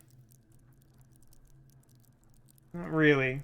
I think if I just click level up, it would allow me to level up. But I'm almost positive I did get a level up somewhere in there. So we'll do that, and we can figure out... I don't know, it feels like there should be an option other than getting the probable suspects to get him down. But I obviously don't know what that is right now. Main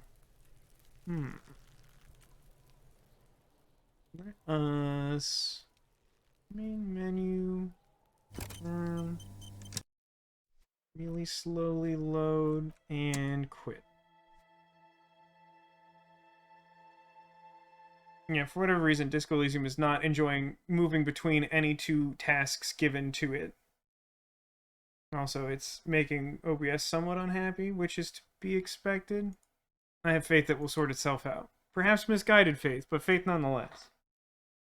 Yeah, I've seen literally nothing beyond getting the corpse down. I'm as far as I think I've seen in every aspect of the game. So from here on out, it's all new to me. I definitely enjoy the game. It's one of those games that gets me a little worried that it's like, am I playing this game super slowly? But like, I think it's just like a leisurely pace to experience the incredible depth of the writing, for better and for worse. Every skill check continues to be really exciting.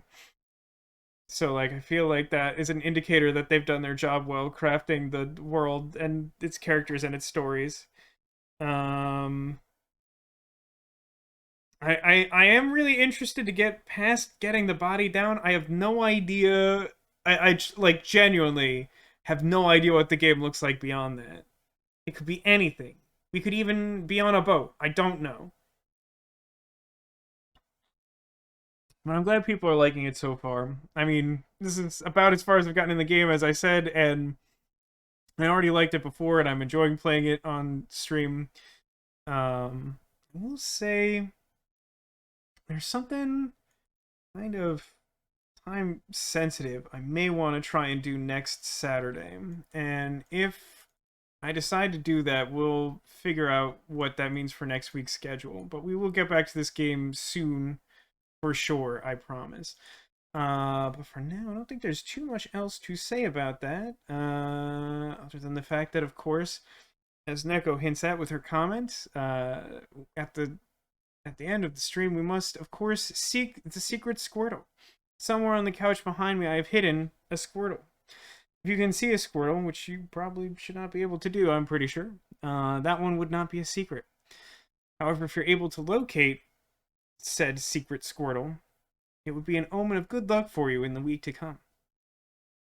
So, while I enjoy some of what little remains of this 100% juice apple, I invite you to consider where the Squirtle might be found, and place your guess now.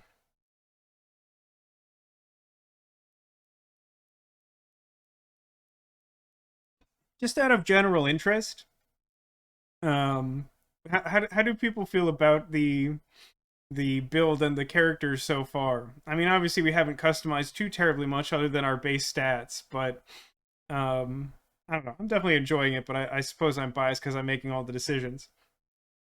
I'm still trying to find the sweet spot of lovable idiot with the amount of like necessary incompetence. I hope that you all will continue to provide some guidance on that. Angry flower octopus. That's a nice description of that, I think. All right, yeah. So let's take a look. We got behind Eeyore, behind Carlos, beneath Minor Pooh, behind Puccine, flower octopus, lobster. I'm happy we hit Kuna. I think that was a very essential use of save scumming, frankly. Let's go see if we can find that Squirtle, huh?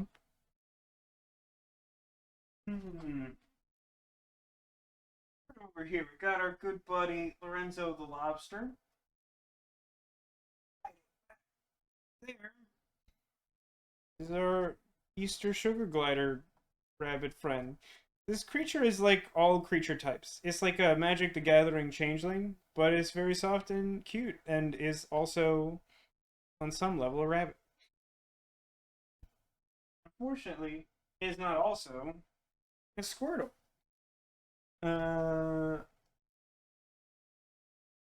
Couple guesses circulating around here. Under Minor Pooh, I assume we mean is our smaller friend. Someone had guessed behind Pusheen, our unicorn cat. That was where I hid my small window cling Groot. I don't know if I ever pointed this out on stream. It is a plush, like all our other friends, but he also does have a suction cup because by design he's supposed to live in your car. But he doesn't. He lives on my couch with all the friends. However, despite the fact that he too is many things, he is not also a Squirtle. Guessed behind our squishy Eeyore was the location of Dr. Cinderagon, our somewhat concerned, large-eyed golden dragon. A good friend. Hasn't been around as much lately. But, alas, also not a Squirtle. Just in case the previous Pooh guess had meant our other Pooh being discussed earlier. That's where I was hiding Baymax. Surprisingly, manages to tuck right behind there, if seen at just the right angle. And of course, who could forget our octopus friend? Well, can't really hide anything back there since it's on the narrow edge of the couch, but may have seen in the past that sometimes he contains multitudes, or in this case, a slightly disgruntled Ninja Turtle. Again, bearing some similarity to a Squirtle, but is not, in fact, a Squirtle.